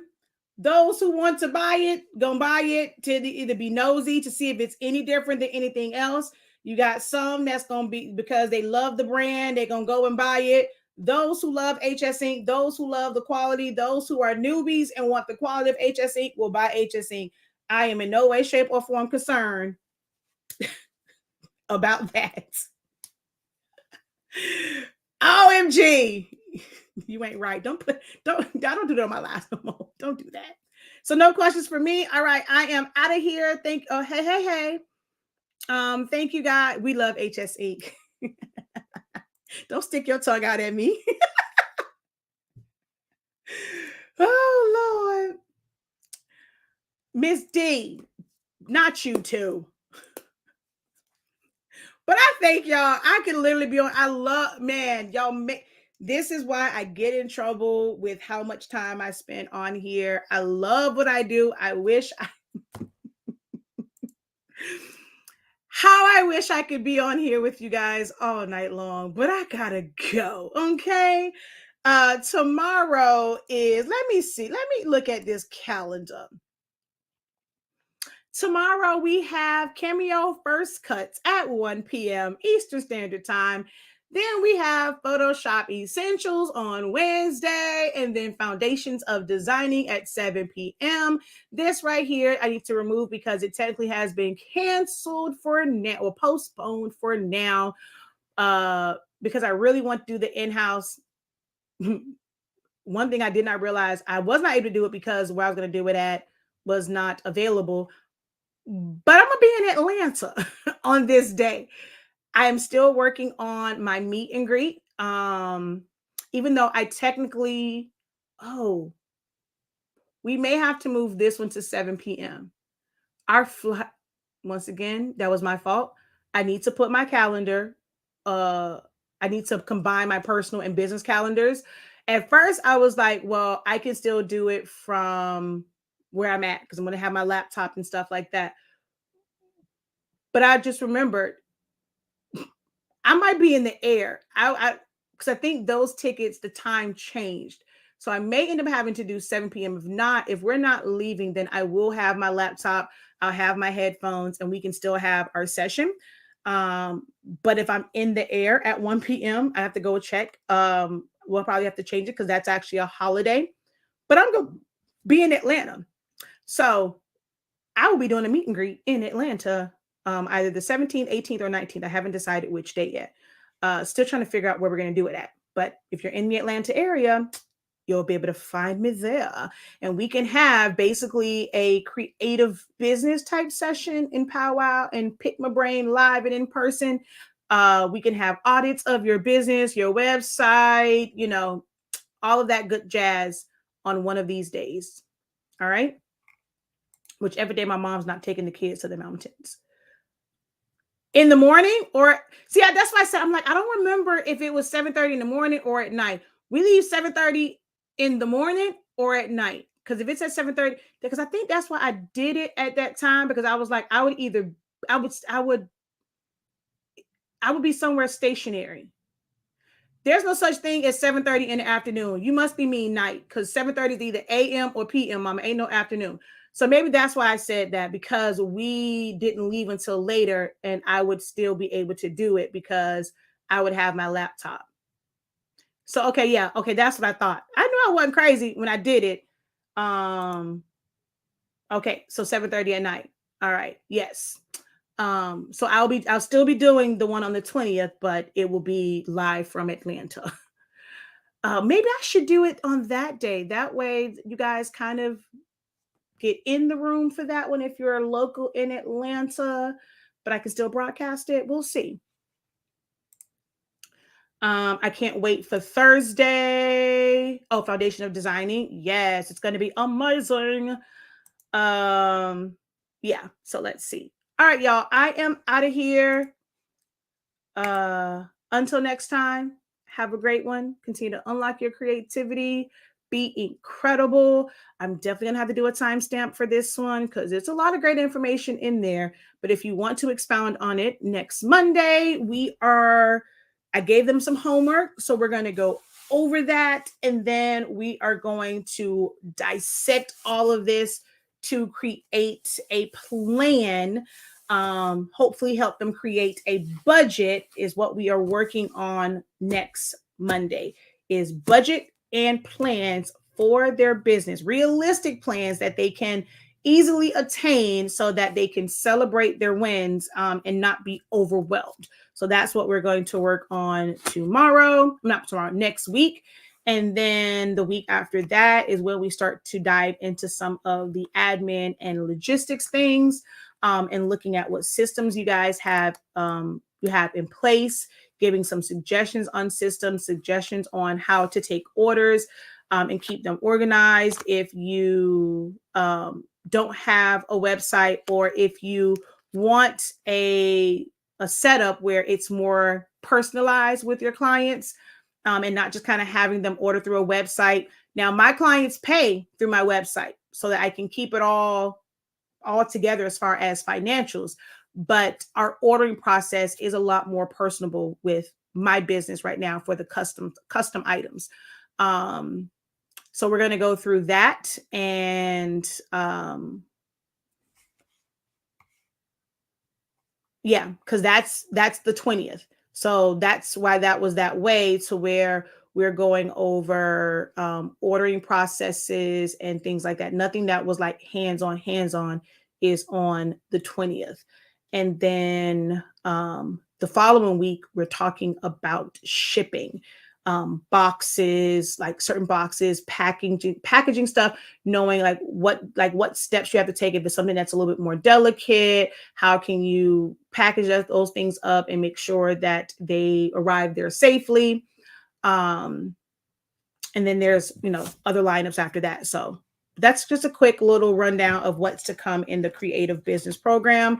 If you have your Cameo sitting in a box, or even if you just struggle, like maybe you have been using it, but you are struggling with getting great cuts, even though it's not your first cut, let join this session be you getting your first series of successful cuts, consistent successful cuts, because we're going to break down how the machine works, understanding your cut settings, how to properly adjust them for the material that you are using.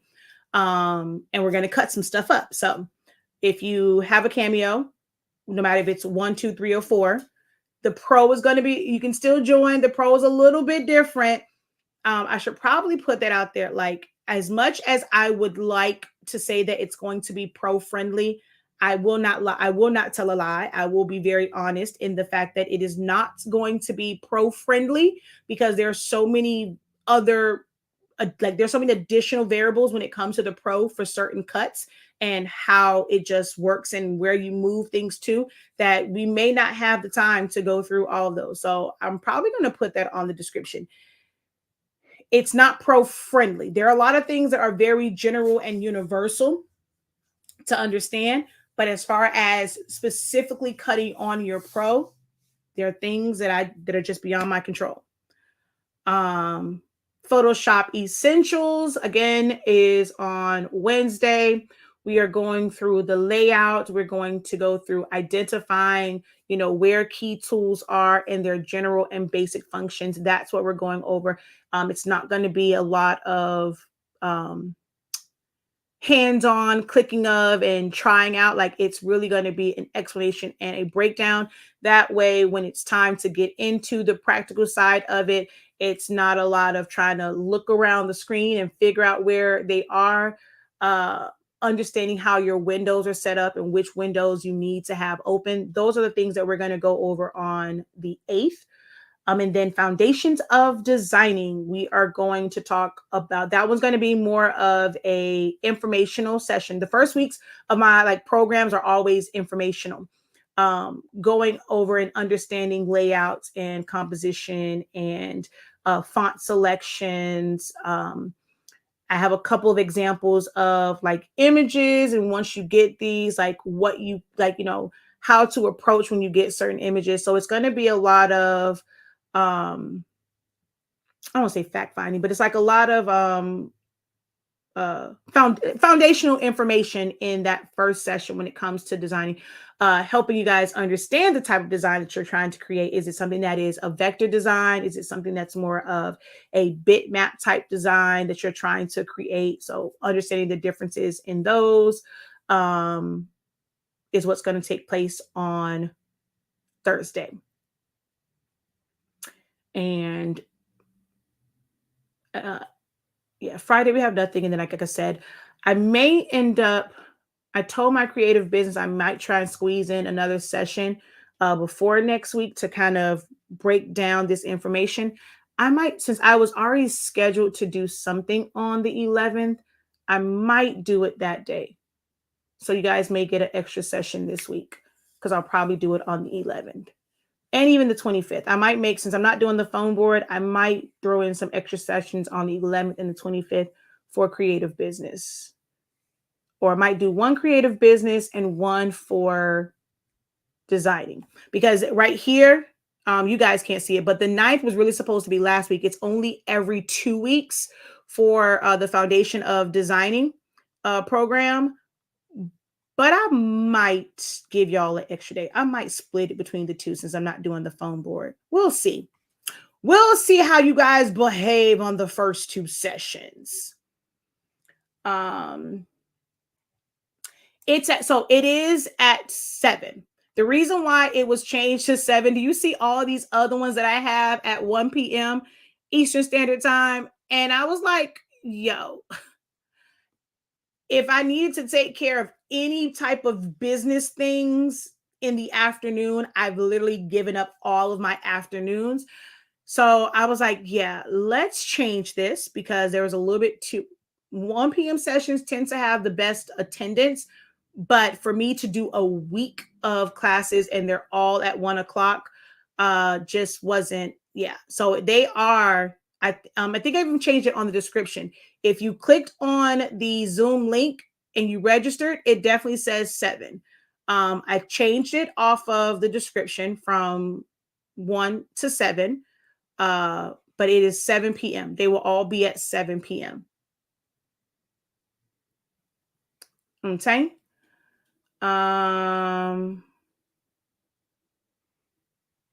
Only when I first first did it, yeah, I did say 1, but yeah, that's why. Is Photoshop Element software a limited? No, it's not really. It's totally different. Photoshop Elements is not the same. All right, I'm gonna let y'all go over here because it's dropping. So I'm about to wrap up anyway. I'm about to close out over here. Until next time, guys. Peace. But no, Photoshop Elements and regular Photoshop are not one and the same. No.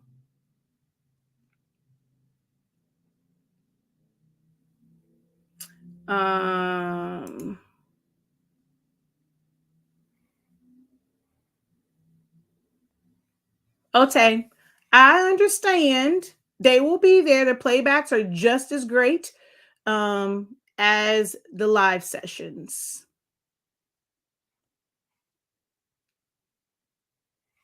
All right, y'all. I'm out of here. Peace.